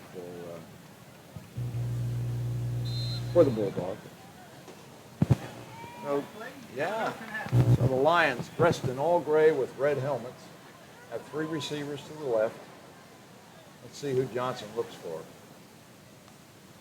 Takes a snap, 3-man rush, looking left, throwing deep. And once again, Johnson throws the ball out of bounds. It's pretty tough to get a completion when you throw the ball out of bounds, Matthew. But what are you going to do? The half comes to an end. Finally, the Lions take a 42-6 deficit into the locker room. And we're going to take a couple of minutes, catch our breath, and you guys can find out more about GEUS.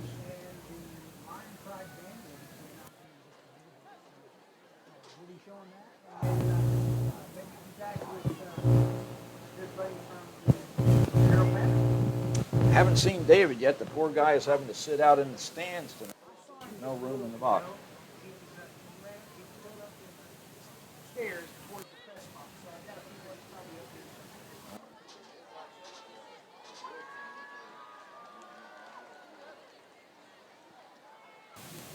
And we'll be back right after the Greenville Lion band and the drill team do their thing.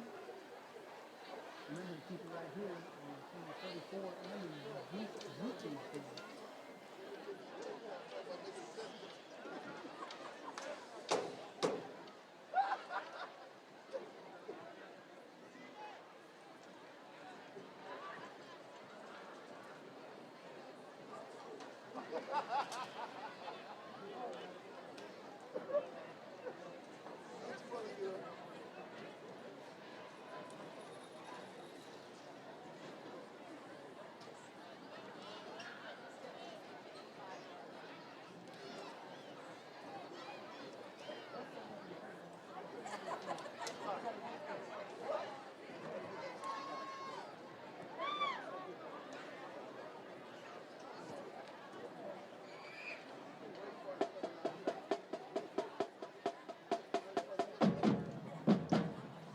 Good evening, Chapel Hill.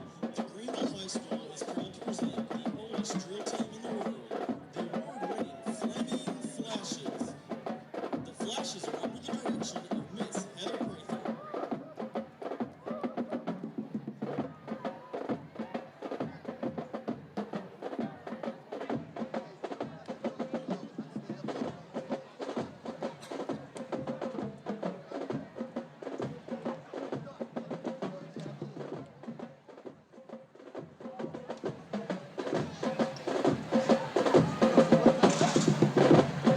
The Flaming Flash officers are Major Darren Johnson,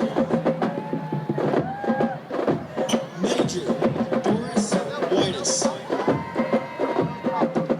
Major Mariah Barrett, Major Zaira Velasquez, Major Jennifer Osorio, Major Dynasty Nelson, Major Chloe Gage, Lieutenant Colonel Lydia Spivey, and Colonel Estella Silverio. Flashes of the week are Zoe Nichols and Kira Van Winkle.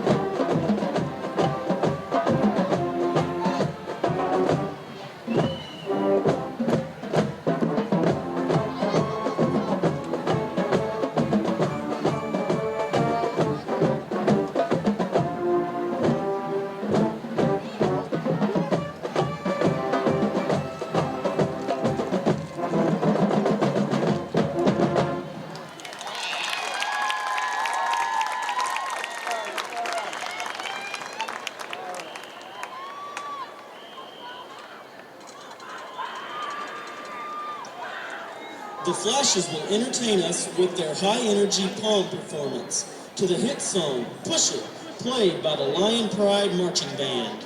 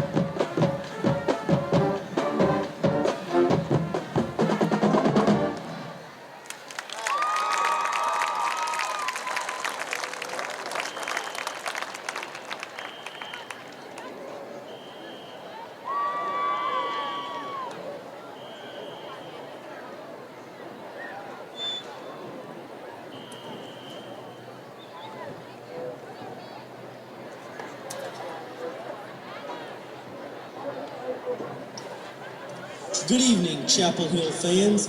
The Greenville Lion Pride Band is being led onto the field by drum majors Sebastian Gonzalez, Taylor Valentine, and Erilyn Wright. Tonight, we take a look at the many pathways we take in life. Some pathways are filled with joy, some with sorrow. We hope you enjoy our show with tonight's show, Pathways, featuring trumpet soloists Avery Severn. Color guard captain is Juno Turner, and the section of the week is the clarinet section. Marcher of the week is Fabio Olbermann.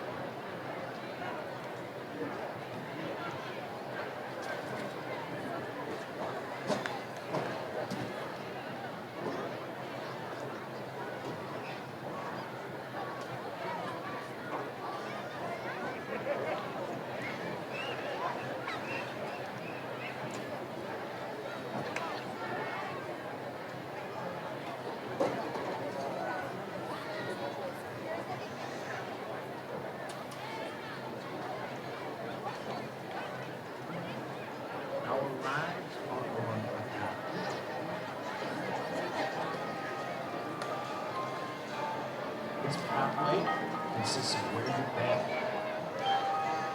where you are, and where you are going.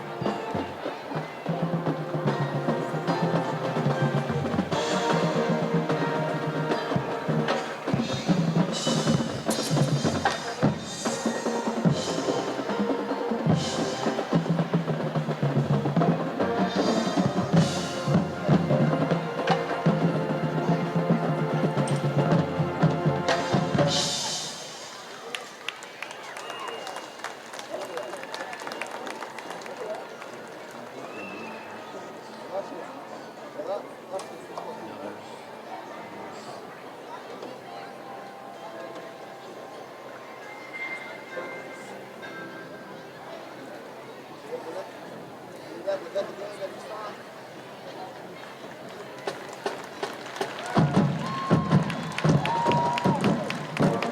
Lion Pride Band is under the direction of Samantha Jacoy, Kelsey Mattice, Luke Daly, Matt Omby, Marina Coronado, and director Richard Bird. We hope you enjoyed taking a look at the different pathways. Thank you and have a great evening.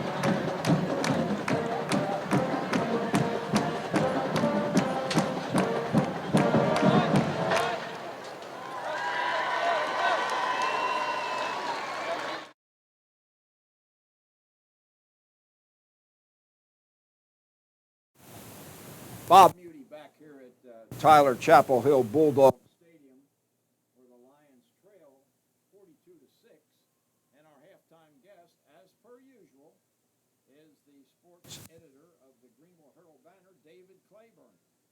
David, tell us about the first half. Different story than what we saw last week, Lions against Frisco Liberty. Lions had 42 points in that game. Chapel Hill has 42 points.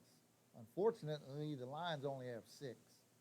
I'm not real surprised how well Chapel Hill is playing. They're ranked number 4 in the state coming into this season by Dave Campbell's Texas Football Magazine, which is pretty dead on with their rankings. But they were state semifinalists last year. And I was so impressed with them. Last year, they scored 63 points against the Lions, but gave up 36. But they've really had an answer for Micah Simpson. They've kept him contained. Up through the first 7 carries, he had -1 net yards. They really had him piled up. He finally had 4 nice runs. He's got 56 yards on 11 carries. Cameron Neal got him with 16 yards on 5 carries. Anthony Johnson had 1 scramble for 12 yards. But Greenville Lions right now, they got 89 total yards. That's about what we had against Lake Dallas the whole game. That's exactly right. And last week was 561 what I had. So big difference. This Chapel Hill team is really impressive to me. I got them with 365 total yards, 267 rushing, 98 passing. That quarterback, Demetrius Brisbane Jr., he's very agile, and he throws a pretty pass. Nice tight spiral, and he's got some good receivers.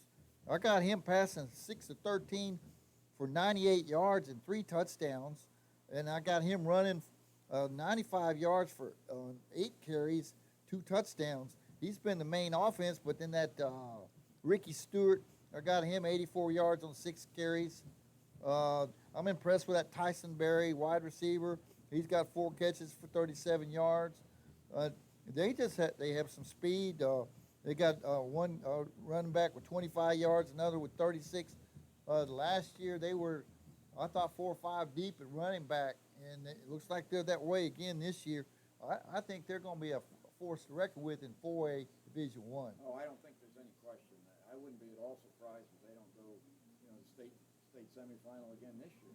I'm not surprised they lost to Gilmer because Gilmer's Gilmer. Sure. Yeah, but I thought they would beat Van, and I understand that they had a bunch of turnovers that game, and when you turn it over, what did they turn over, like 7 times? 7 times, yeah. When you turn it over against anybody, you have trouble winning in that game. Sure. So, and Vandals, they've been good for a long time. They're a very solid program. But Chapel Hill should have won that game, and I bet if they played again in the playoffs, that Chapel Hill would win. I'll bet the coaches stressed ball security during this practice week. What's sad, this is homecoming, and we've seen this before, Greenville being a homecoming opponent. You don't want to be a homecoming opponent week after week. And the best way to do that, not be a homecoming opponent, is win some more games. Yep. Well, the Lions just can't get anything going offensively, and they can't seem to stop the Bulldogs defensively. So It seemed like there was some mix-ups in the secondary because some of those receivers just wide open. Yeah. And but their play-action passing is effective because Brisbane, he can run, and you got to respect his running ability. Yeah. And then the line's maybe coming up for the run and letting that guy get behind him because there were three times where the guy was just wide open. Yeah. And some of it just ball security. Got a fumble, didn't pin to a kickoff, let that thing roll and not get on it. Yep. And then the block punt, that's three costly mistakes. 3 turnovers. Gave up 3 quick touchdowns. When you get in a hole like this, it's hard to come back. Yeah, offensively, of course, the Lions will get the ball to start the second half. But, I can see Johnson maybe on a quarterback draw. I can see maybe a screen pass. Quick passes to the outside don't seem to be working because the cornerbacks for Chapel Hill are coming up and they're stopping the receivers quickly. It looks like to me that Chapel Hill is really winning the war in the trenches. And that Brisbane, he's got a lot of time to throw the ball. Oh, goodness. And I kept looking, and he had a perfect looking pocket. Yeah. He just had him protected back there. Yeah. And there are a lot of times I thought he could have taken off and run and gone for a lot of yards, but he was very disciplined and he waited for his receiver to come open. But he's got options back there because the blocking is done so well for him. Yeah. Well, let's change the subject up just a little bit. Jerry Gray and I were talking on our bike ride the other day about Caleb Johnson, an outstanding player for the Lions who went on to play at North Texas. I understand from what you understand, he's not hitting the field very much. Well, last year he was redshirted. I need to check up and see how he's doing this year, but he was redshirted. That usually happens when you're a freshman. It's hard at a Division I and even Division II when A&M Commerce was Division II freshmen to play. Were you surprised that he was being recruited by Division I teams like Oklahoma? He got a lot of notoriety. He ran a really fast time in track meet in Roy City, and that put him on the map for a lot of teams. He's certainly got a lot of talent, and his father, Gary Johnson, was talented. He could run, and his mother was one of Patrice Watts was one of the best lady line sprinters. So I'm not surprised he can run, and he's got a lot of athletic ability. He seems to be a nice kid.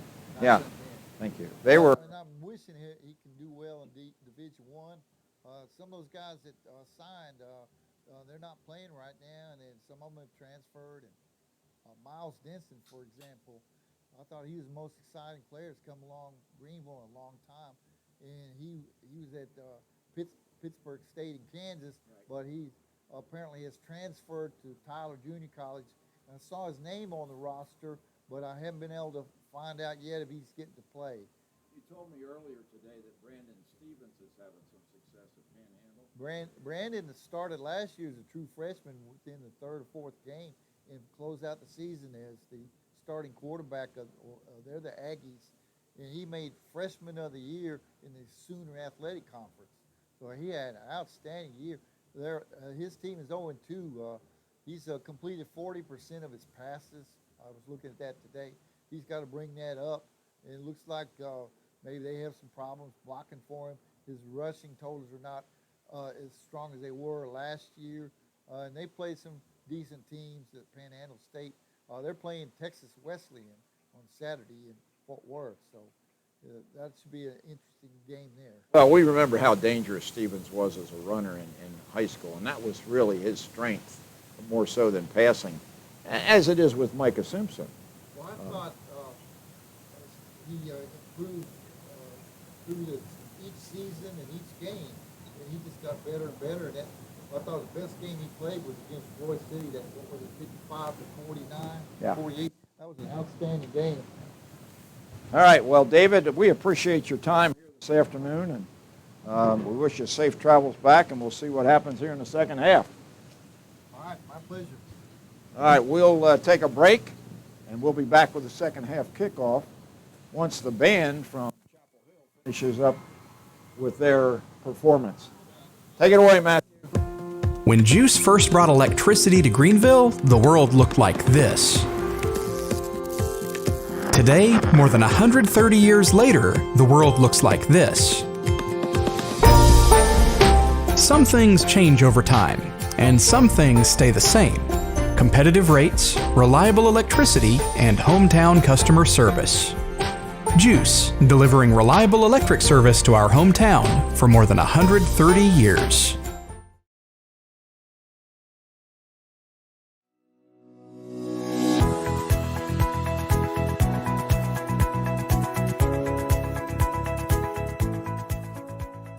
Greenville is surrounded by many beautiful trees. We all recognize the value of trees. They improve our air quality, provide cool shade in the summer, and beautify our parks and streets. However, trees and power lines are dangerous neighbors. GEUS tree trimming crews work year-round to keep primary lines and easements and alleys as clear of tree limbs as reasonable as possible. We appreciate calls pointing out particular problem areas. GEUS crews prune tree branches all around the power lines to prevent hazardous conditions and maintain uninterrupted electric services. Trimming trees near live lines is dangerous and should be only done by professionals. Don't do this yourself. In fact, by law, only qualified trained workers can prune close to power lines. Contact us to report trees that need to be trimmed next to your power lines. GEUS can trim small limbs that are making direct contact with service lines. Customers who elect to have extensive trimming done near power lines or large limbs taken out near power lines should contact GEUS. GEUS reserves the right to take electric service down temporarily for trimming by the customer's contractor, if needed for their personal safety or the safety of the electric line itself. Let's all enjoy our trees safely.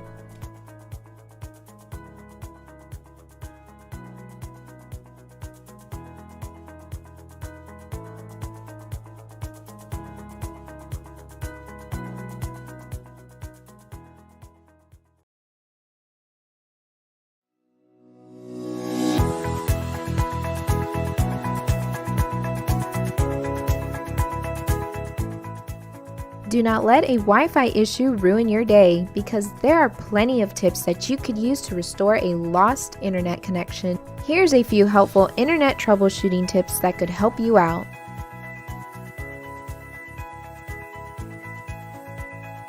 First, check your Wi-Fi settings. Phones and tablets also have settings that turn Wi-Fi on and off. Make sure that this is turned on so you can connect to your network.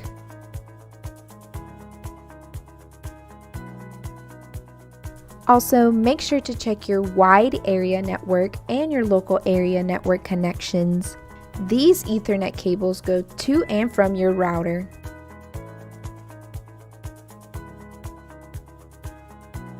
Sometimes a quick unplug for 30 seconds of the router can help fix connectivity issues. This is very common in the cases where the router has not been turned off in a while. When resetting your router, you should reboot the modem as well. This will force everything to capture a new IP address. Also, if possible, to hook the computer directly to the modem and check to see if you have a connection.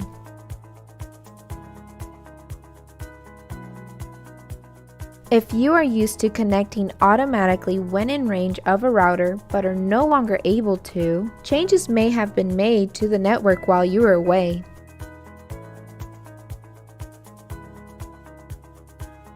Please check other devices on your network to see if anything else will connect. Sometimes issues are isolated to one device. GEUS offers technical support 24/7 by calling 866-467-9794. GEUS customer service representatives are also available during business hours to assist you right here in Greenville by calling 903-457-2800.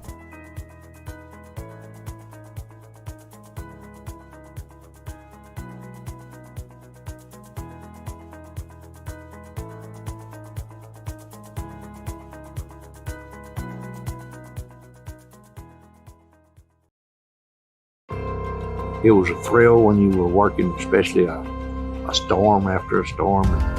I was probably 9 or 10, and I watched my dad climb a pole in the pouring rain to get the lights back on. My dad's eyes lit up when he found out Levi, my son, had got hired on at GEUS to be a lineman. My family's been in GEUS for a long time, and kind of felt like that's where I wanted to head.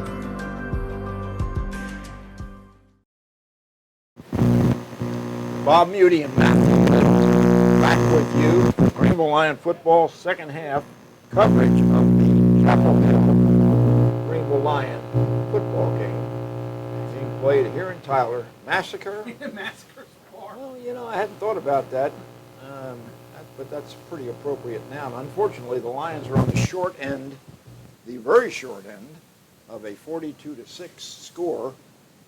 We're 41 seconds away from the start of the second half. Watch. I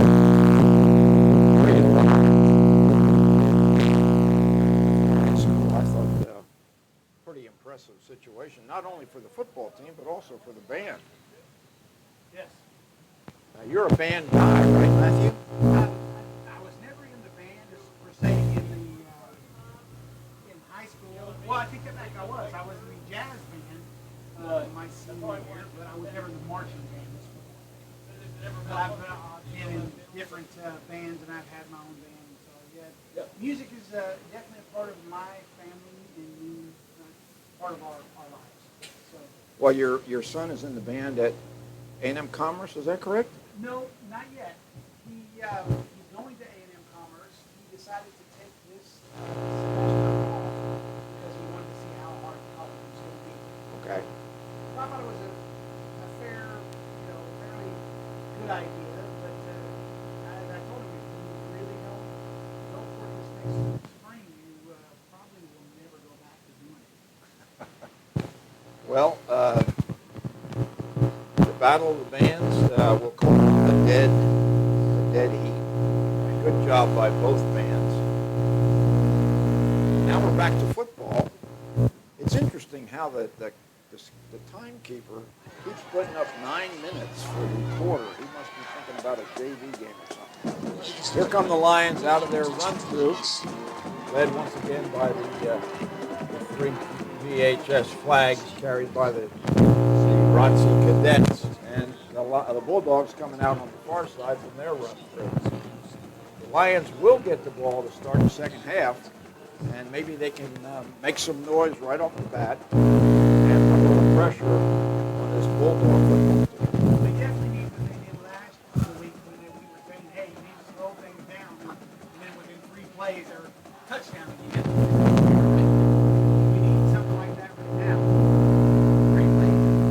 Let's keep it slow them down, stop, get the ball back, 3 plays, make another touchdown. Maybe then we can get back in this ball game. Well, we got 24 minutes to show what we can do and try to build on some kind of momentum going into district next week against Denison. That's going to be a tough game. There's been a rivalry with Greenville and Denison for a long time. Yeah, Denison got hammered pretty good by Frisco Reedy last week, but Reedy was ranked in the state. And they're playing Kennedale tonight, and Kennedale has a very good program, and Kennedale is favored to defeat Denison. Princeton, that lost to Sherman last week, 34-30, a team that Denison had beaten earlier in the season, playing Lake Dallas tonight, the team that defeated Greenville in the first game of the season, and Lake Dallas is favored to win that one. Melissa, who is 0-2 to start the season, of course they've played some pretty tough opponents, losing 42-41 last week to China Spring, which is a real powerhouse. And they're playing at Roy City tonight, and Roy City is favored. Of course, Roy City has moved up to 6A, so that should be a pretty good ball game. And we're about ready to start the second half. Campos approach, kicks it, picked up by far side. Williams juking around the 20, and he is just buried. Just about 6 or 8 blue-shirted Bulldogs surround Isaiah Williams at about the 15-yard. You got to. What do you think is going to happen now? Do you think they're going to bring Anthony Johnson back in at quarterback and see if they can get a passing game going, or do you think Michael Simpson is going to come back out? Oh.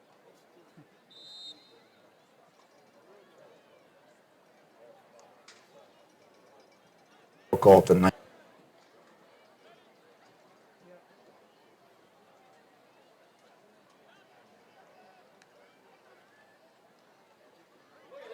Loose. Hey, the 50 drops the ball. Oh, what? Oh my goodness. Oh wow.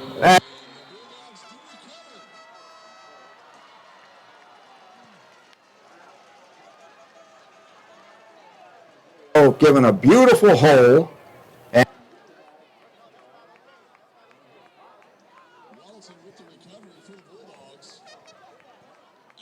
by the Bulldogs. What did I say too? I just said we need a quick strike. And then send defense out there to stop them and come back and do it again. But one little problem. Another turnover against the line. Neil, that is a shame. Bulldogs now with first down at their own 40-yard line. Brinson with a pass.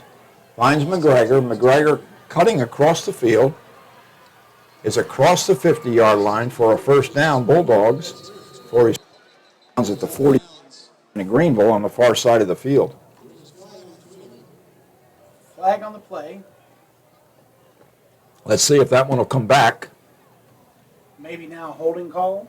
Well, you know, you and I have been talking about that possibility. It was a late flag, so Yep.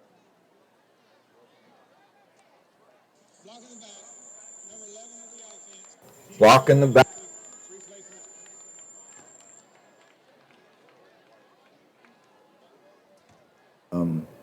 Apparently did a no-no. So it brings it back to the 42-yard line. It'll be 1st and 8 to go for Chapel Hill. Demetrius Brinson, sophomore quarterback, hands to his fellow sophomore Ricky Stewart. And Stewart's running loose at the Greenville 35, cuts back 30. At about the By number 10. good defensive play by Luna, but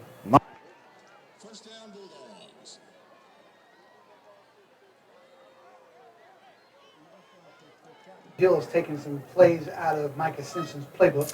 yeah, their running backs have been running just absolutely free all night long. The Lion defense just unable to get a handle on these guys. And you got to credit the offensive line in that situation. Brinson throwing deep, a little hand fighting in the end zone. Penalty on the play. Now the flag. You could definitely see that there was a lot of playing going on right there, but they waited until after the play was over to throw the flag. Yeah, it was Cameron. Maybe DeWan. There was definitely some hand fighting. Let's see what the. Kelly's much bigger than Kennedy. I'm guessing Kelly's about 6'4". That's what he looks like. And DeWan Kennedy probably stands about 5'9". So big advantage for the Bulldogs in that particular scenario. And it looks like maybe the penalty is going to go against. They call holding on. Not pass interference, but holding. Wow. Okay. Well, That didn't make any sense, but it's a first down and goal is the net result.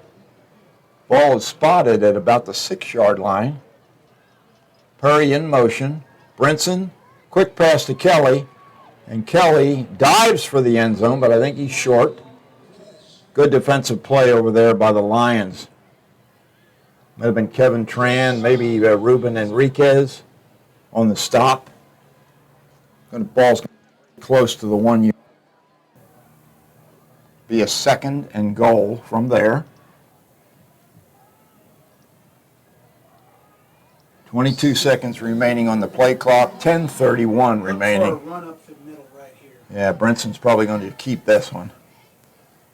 He's dropped back. Trying to pad. Bounds. What? He was clearly out of bounds. He wasn't in bounds. Well, at least the angle that we're standing at, it looks like he was out of bounds. Stats. Might have touchdown number 1. Purdy's not very big. He's just the opposite of Cameron Kelly, but he's been very effective tonight on the ground and as a receiver. And quick. These guys. Aiden Campos with the extra point, and it's good. The Bulldogs increased their lead to 49-6. It's a lopsided encounter here down in Tyler. So this is a difficult one. Who is your GISD Hero of Hope?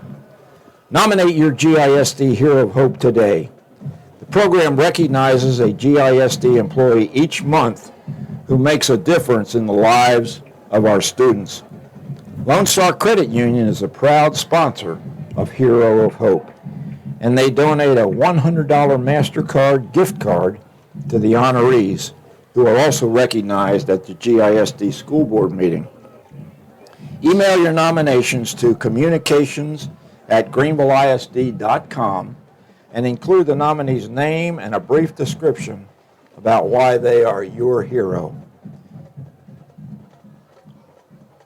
10:18 remaining as Aiden Campos tees it up for the Bulldogs. It's a short, low kick.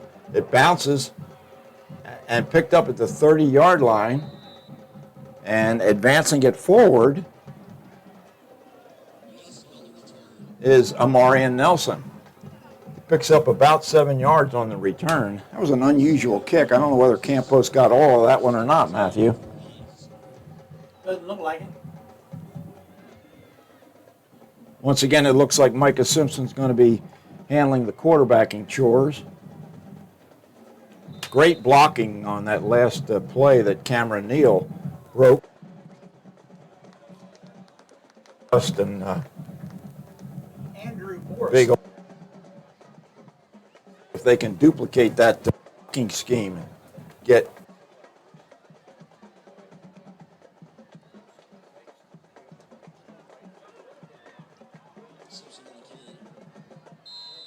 Simpson out of bounds after a short gain.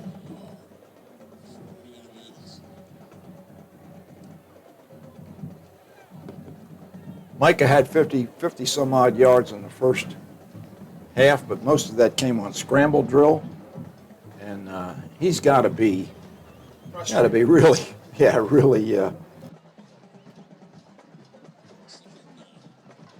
field here in Tyler. 2nd and 8. Simpson drops back. Now he's on a draw, and man, it looked like he had going until Davion Ross just makes a one-on-one tackle from his linebacker spot. These guys from Tyler, Chapel Hill really can tackle. But we do see some movement, which is promising. Yeah, that was almost a quarterback draw. You know, it looked like he dropped back and just stepped up, and I think that's a good call. David and I talked about that as possible play call at halftime. So third, we'll call it 6 yards for Greenville at their own 40-yard line. Micah Simpson's got a first down, just barely before Ross brings him down, but I think that's going to be enough to move the chains, Matthew. Yes. First down, Greenville.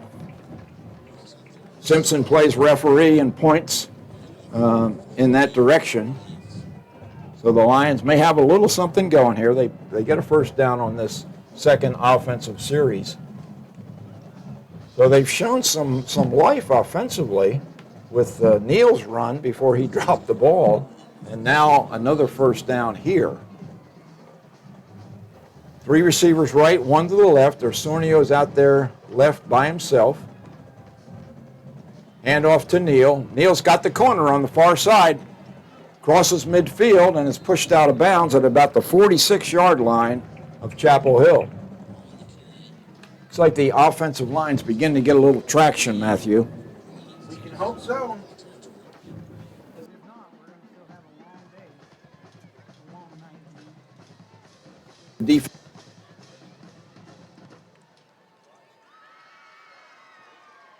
Not only that, you take the wind out of the defense as well. Their defense. Second down and 2 from the 45-yard line. Simpson coming right. He breaks the plane, breaks the line of scrimmage, breaks the chains marker, picks up another first down. First down. He's not getting up, though. He's slow getting up. Micah Simpson takes his helmet off. That's not.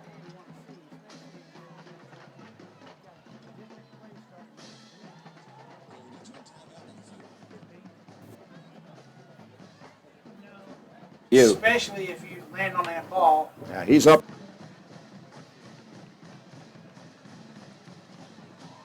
Micah Simpson is a fan.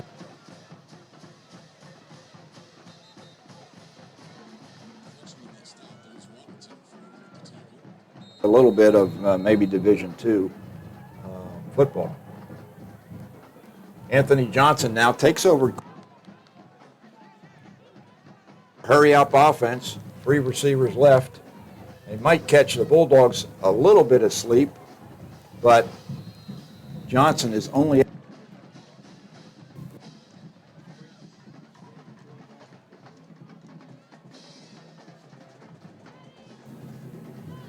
That's a good-sized quarterback. It is. Any disagreement between players down there. No flags dropped, however. Quickly to the line of scrimmage once again. 2nd and 8. Ball just inside the 40-yard line of Chapel Hill. Stoppage of play. Another sideline warning.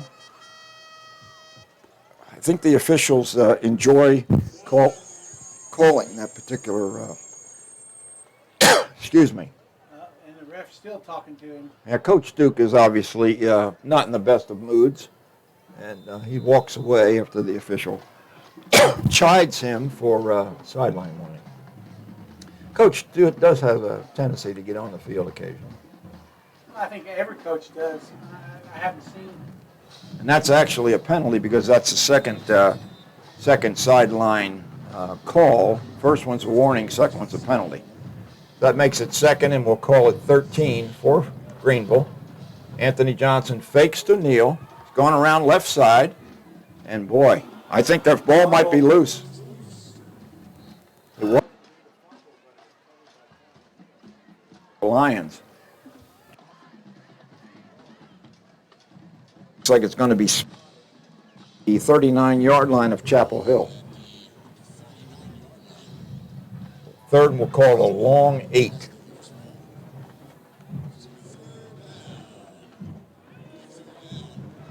You still got to keep your composure. I mean, from coach to players, you got to keep your composure, especially when you're this down. Simpson. There's a throw. Jones going long, and the ball is intercepted, and it's being run back at the 20, at the 30, and down at the 34-yard line goes number 5, Drew Harmon. Ball was intended for Murray and Johnson. So how many? Let's see, that's like 4 or 5 Turnovers tonight. Almost as bad as what Chapel Hill did. Yeah, the Lions go for the home run there on 3rd and long. Pretty pass. But Harmon just jumped and receiver. Number 5 for us too.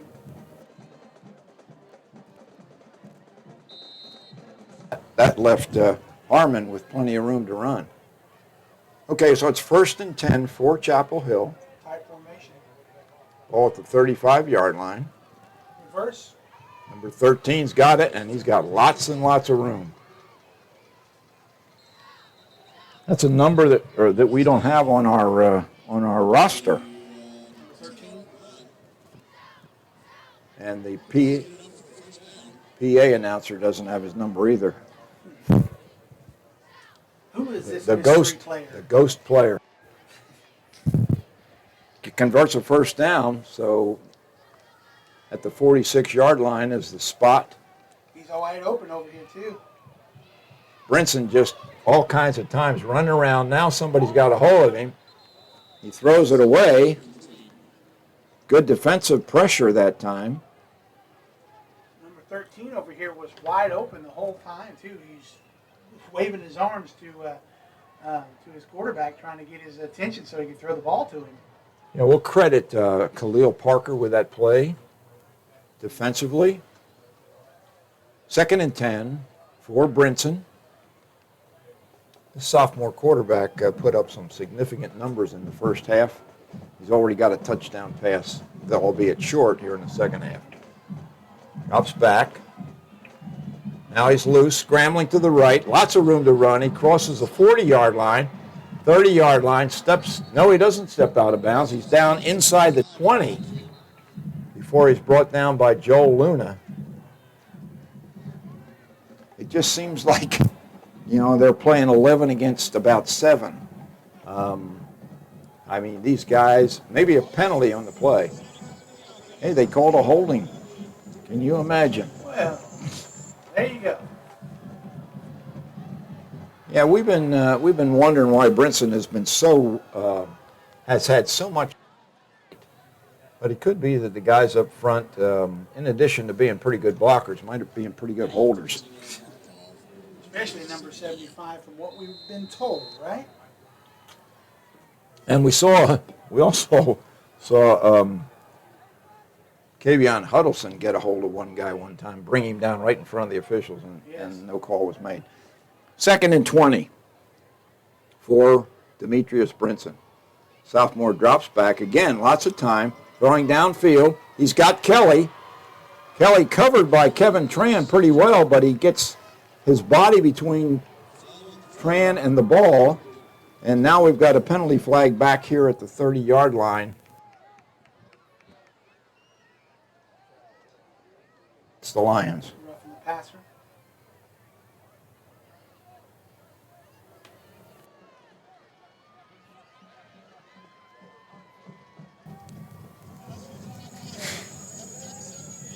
Okay. Unsportsmanlike conduct against the Lions. So that'll move the chains. After the beautiful pass from Brinson to Kelly.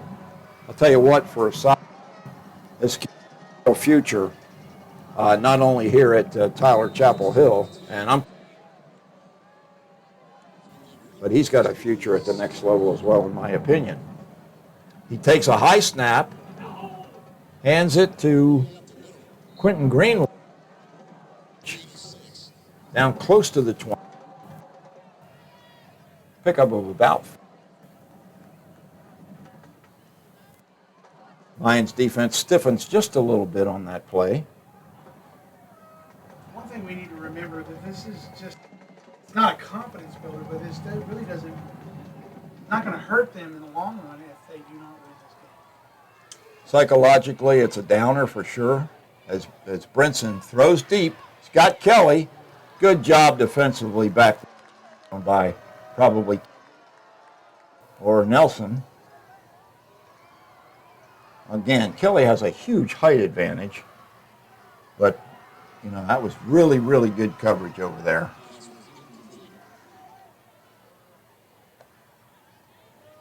I can't tell whether that's Nelson.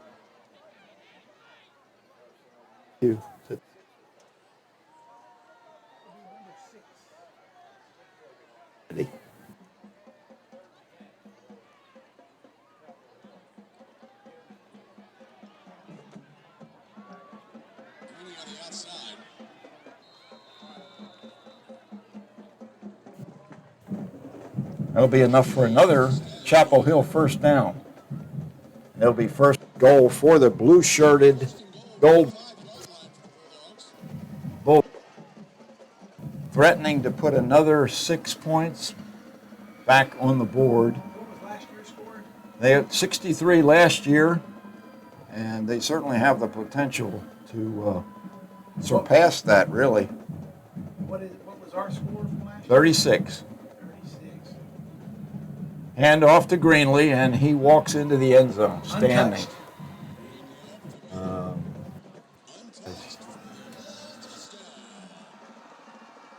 is just games, Matthew. The Lions just seem to come out flat, and they haven't been able to shake flatness. And we still got 3:25 left in this quarter. Yeah, lots of time, but I don't think we're going to see a Greenville comeback tonight. Hate to be negative, but Brian Rios comes in and is trying to shore up that defensive line as Aiden Campos lines up to attempt the extra point. He's had plenty of work tonight. No good. And he pushes it to the right. One of the few things that's gone wrong for the Bulldogs. 55-6 with 3:25 remaining. Let's see what Juice has to say.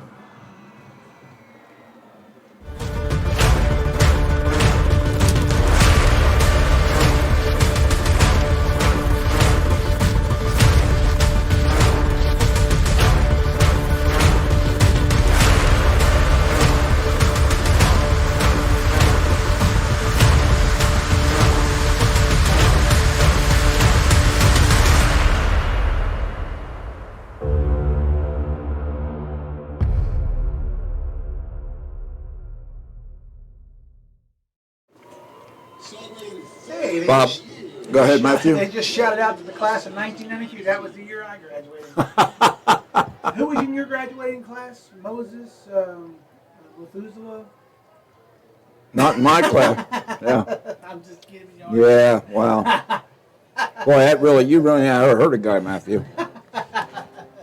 I have been doing this a long time, for sure. I go back to the Rich Renault era, and I'm sure many of our listeners who that was. remember Rich. Oh, he was a legend. Here.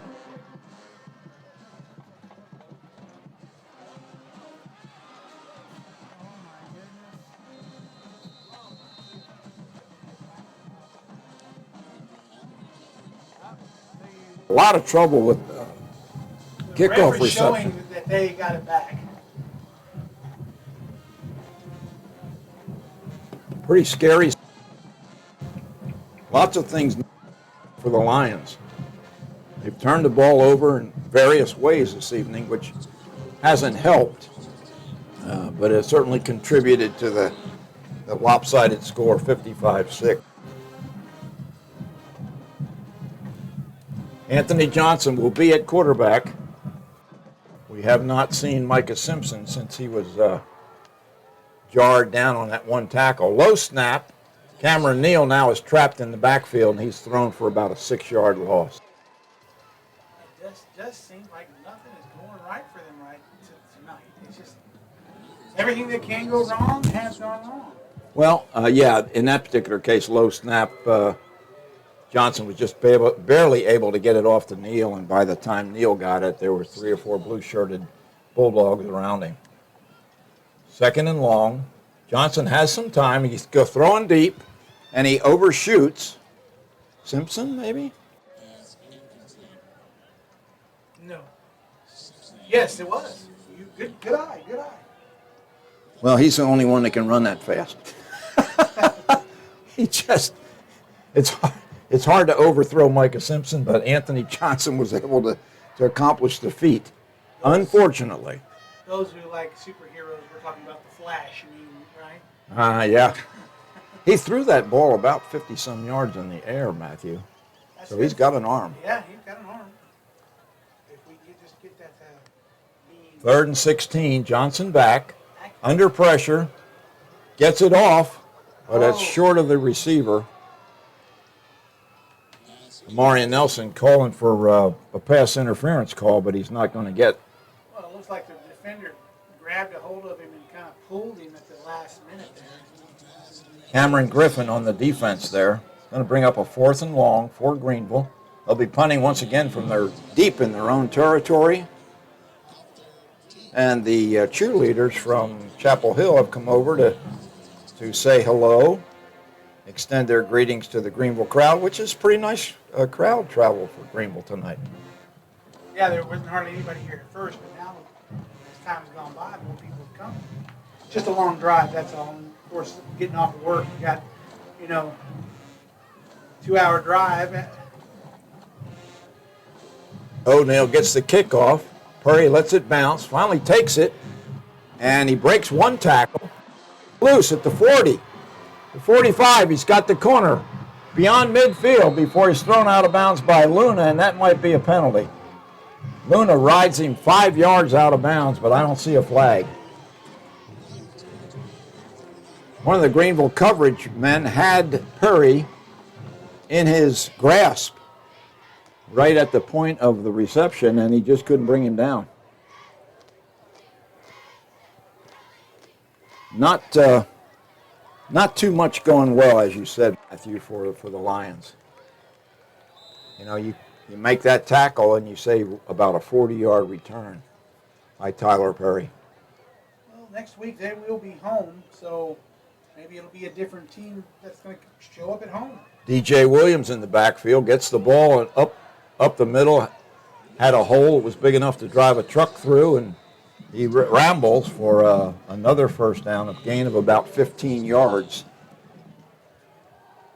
Hey, don't forget about next Tuesday night at 5 o'clock, JV volleyball at the Greenville Gymnasium, and then right after that will be the Varsity. And right now they are both undefeated at home, no losses whatsoever. Go Lady Lions. Pass to Kelly is complete. Down at the 10-yard line, he breaks a tackle, and he goes into the end zone standing up. Touchdown, Chapel Hill. 61-6 with the ensuing extra point. And Matthew? It's going to be a long drive home. It's going to be a long bus ride home. Long bus ride. If it was like my coach, you better not say a word. Now, there better not be much frivolity on the bus going home. Aiden Campos adds a 60-second point with 1:44 remaining, 62-6. Greenville trails. Let's hear from Juice.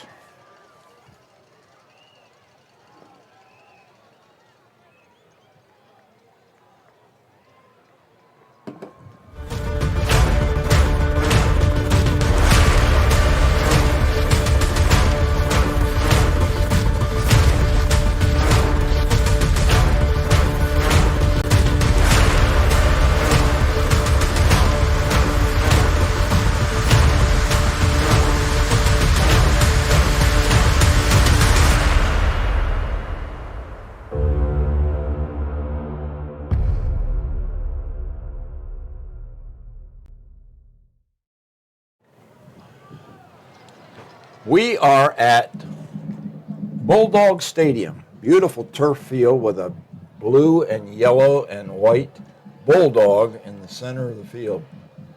Just a really nice place to play football, just not a good night for Greenville to be playing. Here's Campos' kick. It's a little bit deeper this time. Taken by Williams at the far side. And Williams picks up about 6 or 7 yards. Looks like he went out about the 34. Yeah, Isaiah Williams done a pretty nice job with the kickoff returns. They had that one where he and Juwan Kennedy had a problem deciding who wanted to take it, and they ended up giving it to Chapel Hill on a live ball recovery. Micah Simpson back on the field, this time at the wide receiver position. Yeah, because you know you're not going to win the game either against your The H-back formation with Sawyer Duke at that position. High snap, Johnson keeps it, breaks a tackle, and Davion Ross brings him down. Nice job by Saul Gonzalez, leading him for about a 4-yard, 5-yard pickup.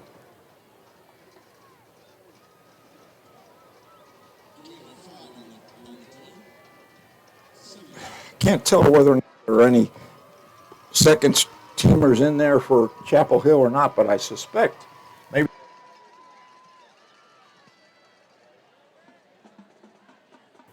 So maybe some success with the running game.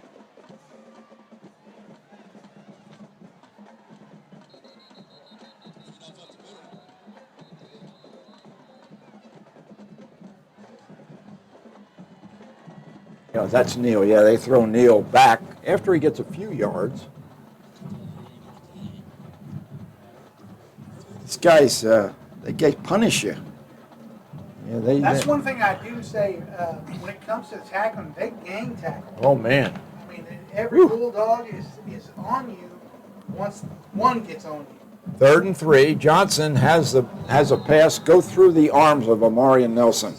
Just another example of the frustration level and the inability to execute tonight. That ball was very well thrown, and Nelson just dropped it. It's going to bring up another 4th down, and Nelson's not happy with himself. 25 seconds remaining. Clock's incomplete. I'll tell you what, if I had a fake punt in my arsenal, I think I'd probably use it right now. Why not? Can't hurt anything. Low snap, picked up nicely by O'Neal. He gets off a low kick. It's fielded at the 15-yard line. Might be Williams. Nice tackle on the far side. He tried to turn back around. They've been doing that all night long. They'll get to the sideline and not go out, try to turn back around and go the other opposite direction. Yeah, good tackle that time by sophomore Jaden Johnson. Bulldogs will start again, though. Not really good field position, but I'm thinking, based upon the fact that they're huddled up on the far side, that we're going to see the second string come into this ball game now. And I think the backup quarterback is number 8, Cameron Griffin. Yep, you are correct about that. Cameron is a senior, so he's backing up a sophomore. He hands the ball off. Lots of running room once again. This is Bonner. Dakota Bonner picks up about 4 yards, or he's brought down by Khalil Parker. Parker looked like he just steer wrestled him to the ground. Yep. That's going to be the end of the 3rd quarter. Lions. Yeah, Lions on the short end of a 62-6 score. Matthew, I don't know what more to say. It's just been one of those nights where execution has not been there. Failure to lead any interference on any kind of blocking. Defense has been very porous. So it's just it's one of those nights, I think, that you just burn the tape. I don't see any benefit that can be gained from watching this game on film. Well, you can see the mistakes that you made and try to build off of that. I mean, or you can burn the tape. Well, burn the tape. Burn the tape. Okay. All right, so we've got Chapel Hill with starting field position now. Actually, 2nd and 7. Ball spotted at the 31-yard line. Griffin throws out, finds his man. Man is downfield for a first down. Maybe the ball is loose. Let's see. Ball is loose, and it's recovered by Greenville. Over by the Chapel Hill Bulldogs after they committed 7 last week against. They turn it over for the first time to. Might be Joel Luna on the recovery. Maybe Tapia. Maybe Juan Tapia. It's a good break for the Lions as they take over at the 42-yard line of Chapel Hill. Lions still with their first unit. And it looks like Simpson is going to be back at quarterback with Cameron.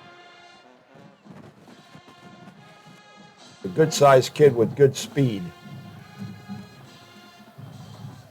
Simpson takes a snap, fakes to Neal. Trying to find some room. He's got a little bit of room. 10, 5, and I think he's run out of bounds by the fast secondary of Chapel Hill. I mean, last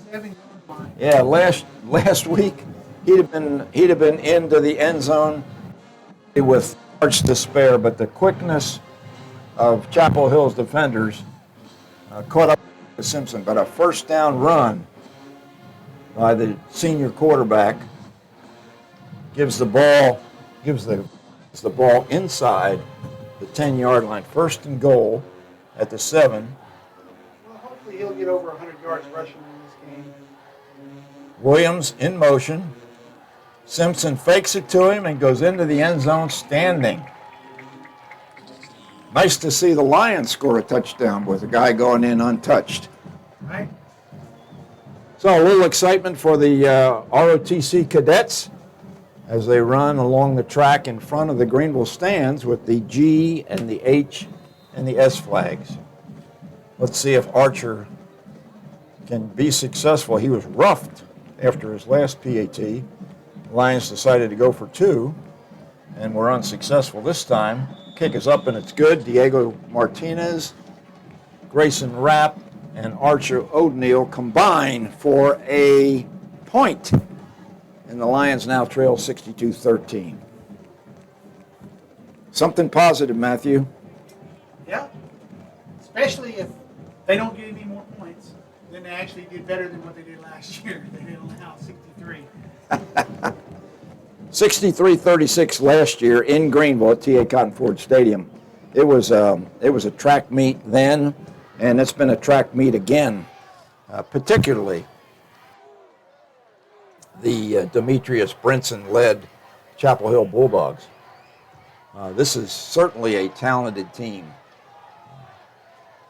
You can't take anything away from these kids. Nope. They're very well coached. We're ranked number 4 in the state. Preseason semifinalists, state semifinalists last year, and they're probably, like I said earlier, they're probably going to go deep again in the playoffs this year. When Matt Hansen and I watched that game last year, you know, this is a 4A team, so they're one division below, or one classification below Greenville.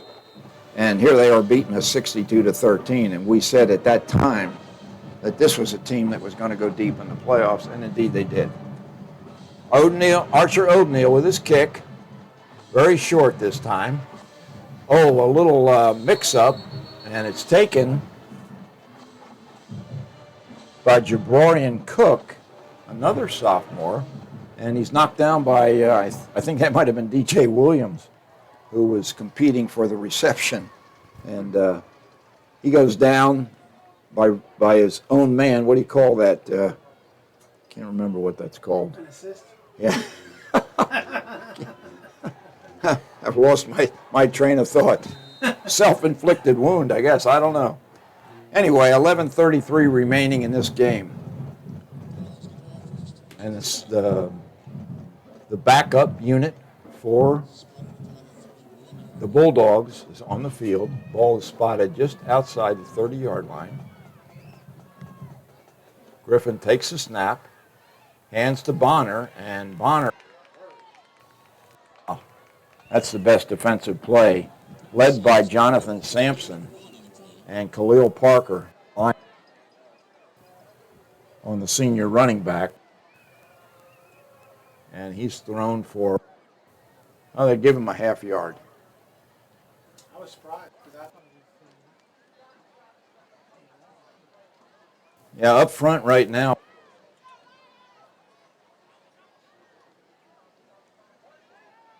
Along with Parker and Carmella Brown. Cameron Griffin takes a snap, hands to Bonner going left. Good pursuit over there. And he's brought down, slung down on the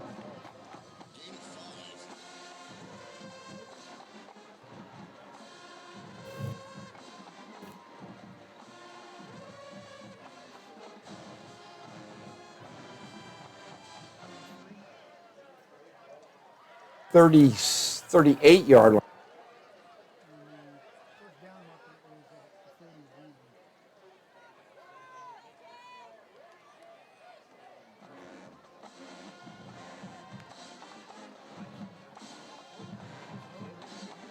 A first down, and still going across midfield.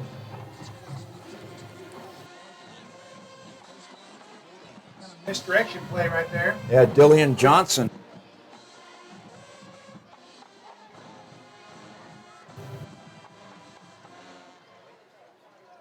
where they beat game.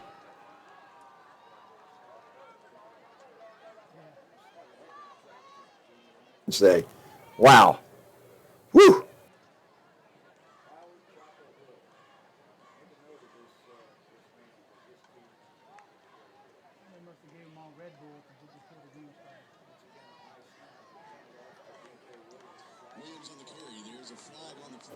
For about a 15-yard gain, bringing Rios in on the tackle, along with tackle. Doesn't Red Bull give you wings? It does. I've never had a Red Bull, I have to say. We got a flag on the play. Waiting for the call from the official.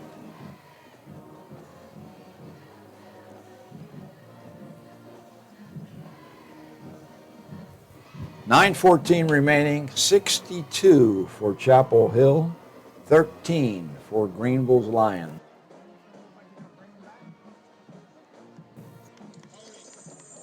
Against Chapel Hill. There have been a couple in the second half, as opposed to. None in the first half. Right there in front of them. Yeah, I don't recall any of them. Okay, still be first. Ball at 20. Cameron Griffin is a senior quarterback. Also plays a little defensive back and a little bit of wide receiver. He's got senior DJ Williams in the backfield with him. He's been getting a lot of high snaps, but he's a tall guy, so he hadn't any problem. Snap is much better this time. He's rolling right. He's going to keep it.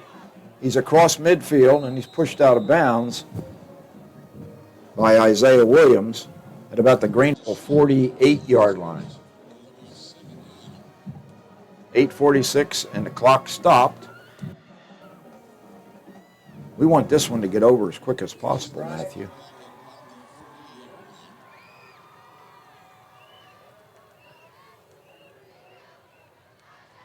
Three receivers to the left, one to the right. Griffin in the shotgun, takes a snap, looking to his left.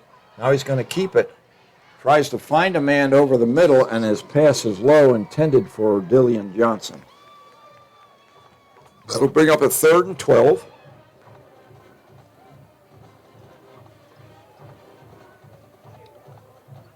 The Lion or the Bulldog backups are not quite as effective, clearly, as the first team, and that's to be expected.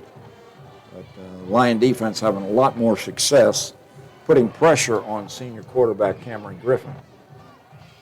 Two receivers either side this time. That's what we call a longhorn formation with Greenville. Blitzing. Williams gets the handoff. He's trying to go around the left side. He's bottled up. Ball's loose. It looks like Greenville recovered it. Yeah, I think the Lions got on top of that one. Might be Luna. Yep. Another fumble, this time by DJ Williams, and Joel Luna covers it. The Lions take over on the turnover, and they'll have starting field position at their own 48-yard. Pretty good spot to start with 8:27 remaining, Matthew. It'd be pretty nice if we can get another touchdown out of this. Make it 20-62. Well, we might Not even. as good as last year where we got 36 points, but you know. Well, we could go for 2 and get 21, you know. That's true.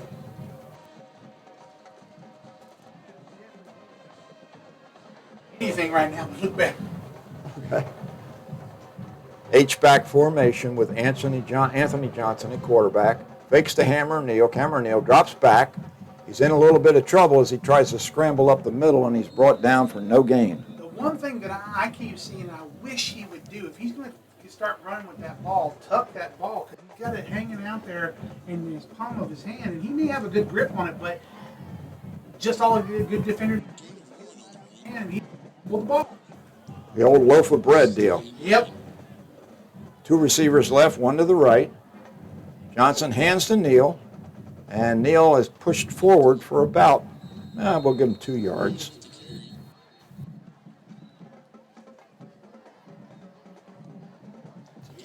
And Andrew Morris are manning those two positions. 7:38 remaining in this.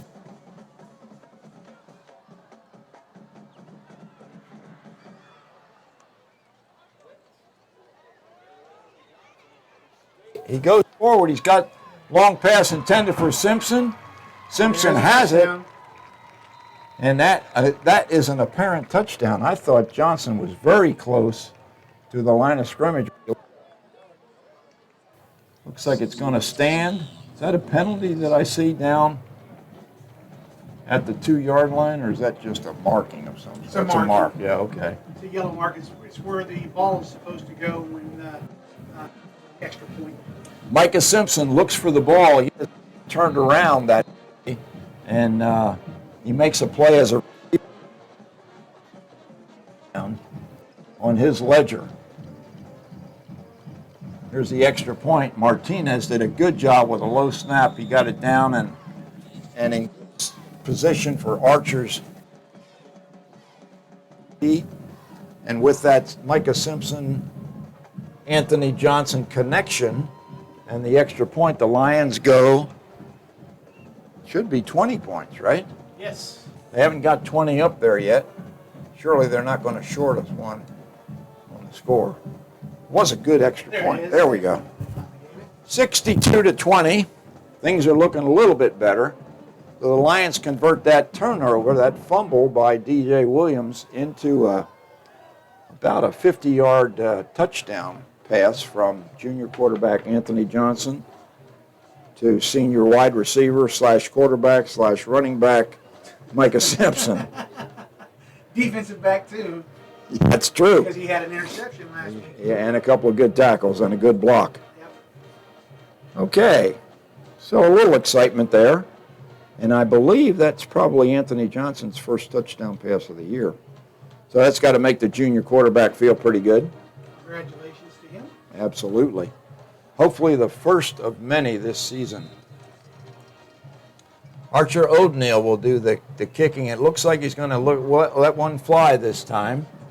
Nobody really deep. Now the receivers are going backwards. And here's O'Donnell's kick. It's high and deep, coming down at about the 6-yard line. Taken there. And he's loose. Is that Bonner? No, it's DJ Williams. He's making up for the fumble as he returns the ball to the Greenville 40-yard line. That is a 55-yard return. Little kick coverage problem tonight, too, for the Lions. Yeah. One of many issues that have to be addressed before next week's district opener against the Denison Yellow Jackets at T.A. Cotton Ford Stadium. You think they'll be at the field tomorrow? Right? They might be doing something tomorrow. There's a snap. Handoff to Williams. Williams trying to get wide. Good job by Osornio over there on the far side. Good containment by Noe Osornio. And he brings DJ Williams down after a pickup of about a yard. See Tommy Stretch in the ball game for Greenville at a defensive tackle spot. Tommy getting a little playing time.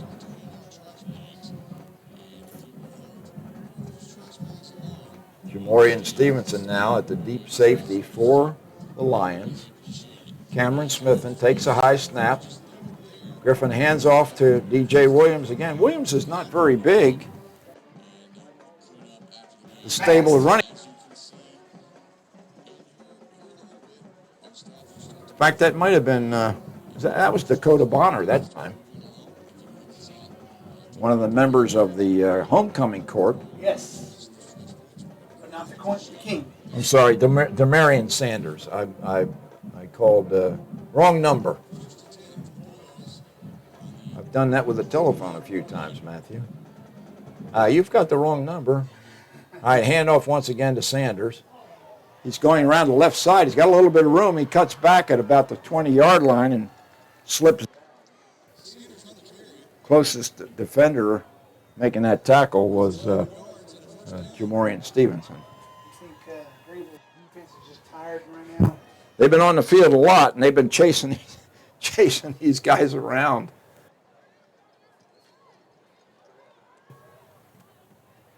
First and 10, ball spotted at the 18-yard line.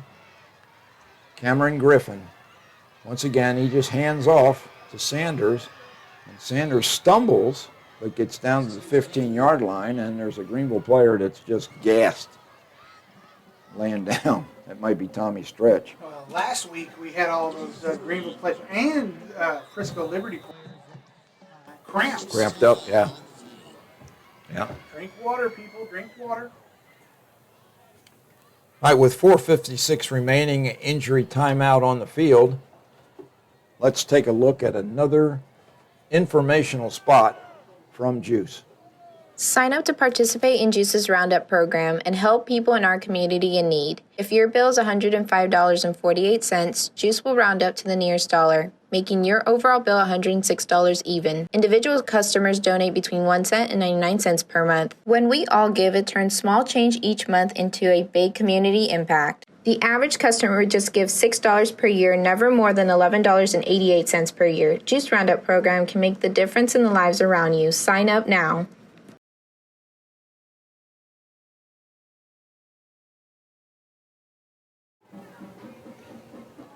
It is Tommy Stretch, walks off the field under his own power.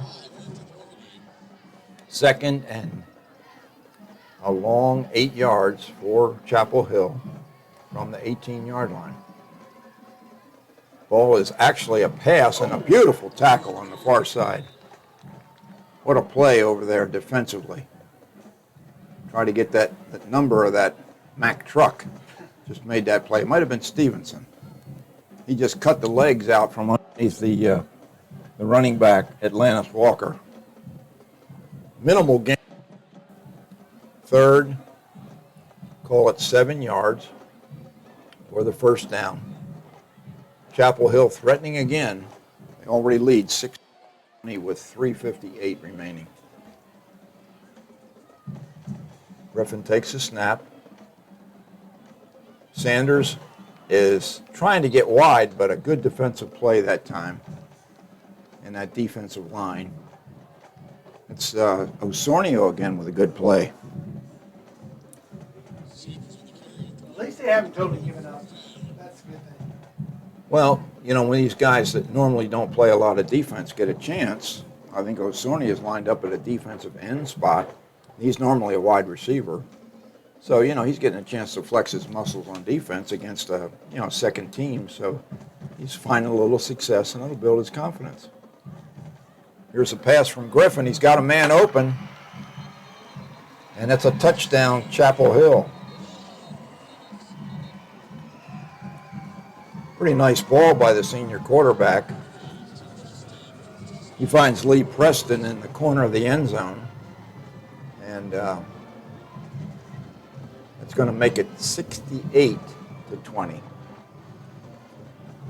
So the backups put some points on the board for Chapel Hill. They may take that one off the board. It looks like there was a penalty on the play. Legal man downfield, so that'll cost the Chapel Hill Bulldogs 5 yards and take the touchdown off the board. So we're back to 62-20, and it's fourth down.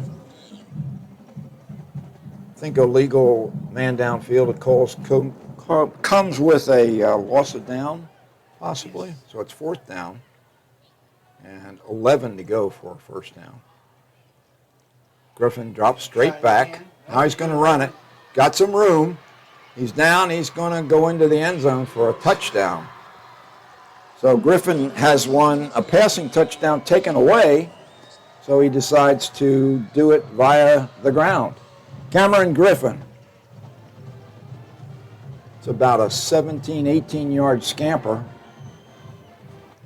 for the senior quarterback, and that makes you feel pretty good as a backup to get a touchdown. Now it's 68-20 again. This one stands.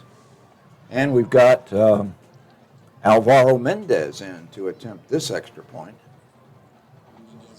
Out of the hole to Griffin. Kick is up and good. 69-20. 2:42 remaining.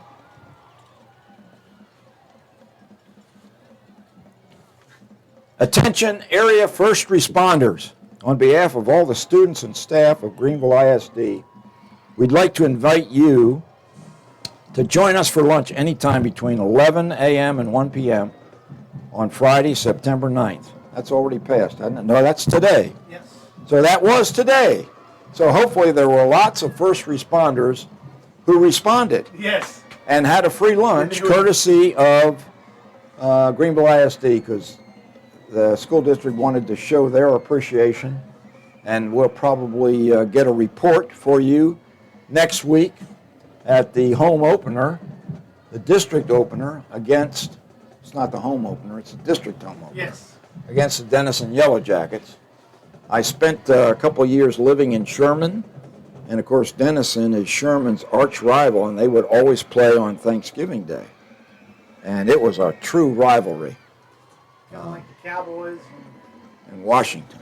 Yeah. Cowboys and Eagles. Minnesota. Yeah. Detroit. Miami. Cowboys. So many, yeah, lots of rivalries with the Cowboys. Everybody likes to beat the Cowboys. 2:42 left in this one. Looks like Campos is going to come back onto the field to handle the kickoff. We got college football tomorrow with Texas playing Alabama. What's your thoughts on that one? The Longhorns are going to have their hands full. It is in Austin, though, so we'll wait and see. There's a long kick by Campos. It's going to go into the end zone, so that will be a touchback. Neal watches it roll harmlessly out of bounds in the end zone, so that bring that one out, I think, to the 25. Yes. I got my... Yeah, they mark a little X on the field right there. Uh-huh. So let's see what the Lions have up their sleeve. Down by a mere 49. Anthony Johnson and Jaden Johnson in the offensive backfield for the Lions. Longhorn formation, 2 receivers right, 2 receivers left. Johnson snaps his hands to Jaden Johnson, and Jaden has about 6 yards on a run straight up the middle behind Travell Oakley.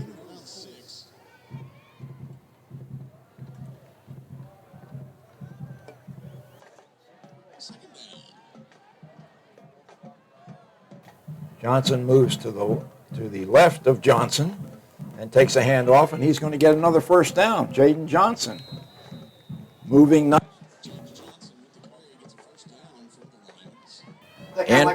is my brother Daryl, my other brother Daryl. Yeah, you can call me Johnson. How's that go? You can call. I don't remember that, but that was a funny bit. Anyway, 1st and 10 for the Lions. Jaden Johnson doing the damage. Anthony Johnson looking right, finds his man. I think that might be Simpson. And Simpson's up beyond the 40-yard line. Yep, you were correct. You can just can tell it's Micah Simpson because his feet just move faster than anybody else on the Greenville team. He's just got such quick feet. So Micah Simpson with another reception. He's already had a touchdown reception in this half. 2nd and 8. Oh, boy. Anthony Johnson does a good job of pulling that one away because there was a blitzing linebacker that was all over Jaden Johnson, and Anthony is able to move it up beyond the chains for a Greenville. Blazing Saddles. They were sitting in the church, and Howard Johnson's right about Owen Johnson being right about Jim Johnson being right. That's a classic movie. Oh, man. Of course, it wouldn't be shown today. That was Alex Karras, the football player in that one. Here's a long throw to Johnson, and Simpson almost makes the play again. But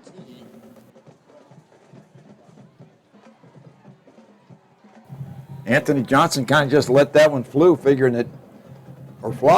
that Simpson could probably come down with it, and he very nearly did. He did it last time, so why not do it again? 2nd and 10. 36 seconds on the clock. And it'd be pretty nice if they can get one more score in here before the game's out. Yeah, it might perk them up a little bit for the ride home on the bus. Once again, there's a blitz. Johnson gets the handoff, and he's going to get a couple of yards.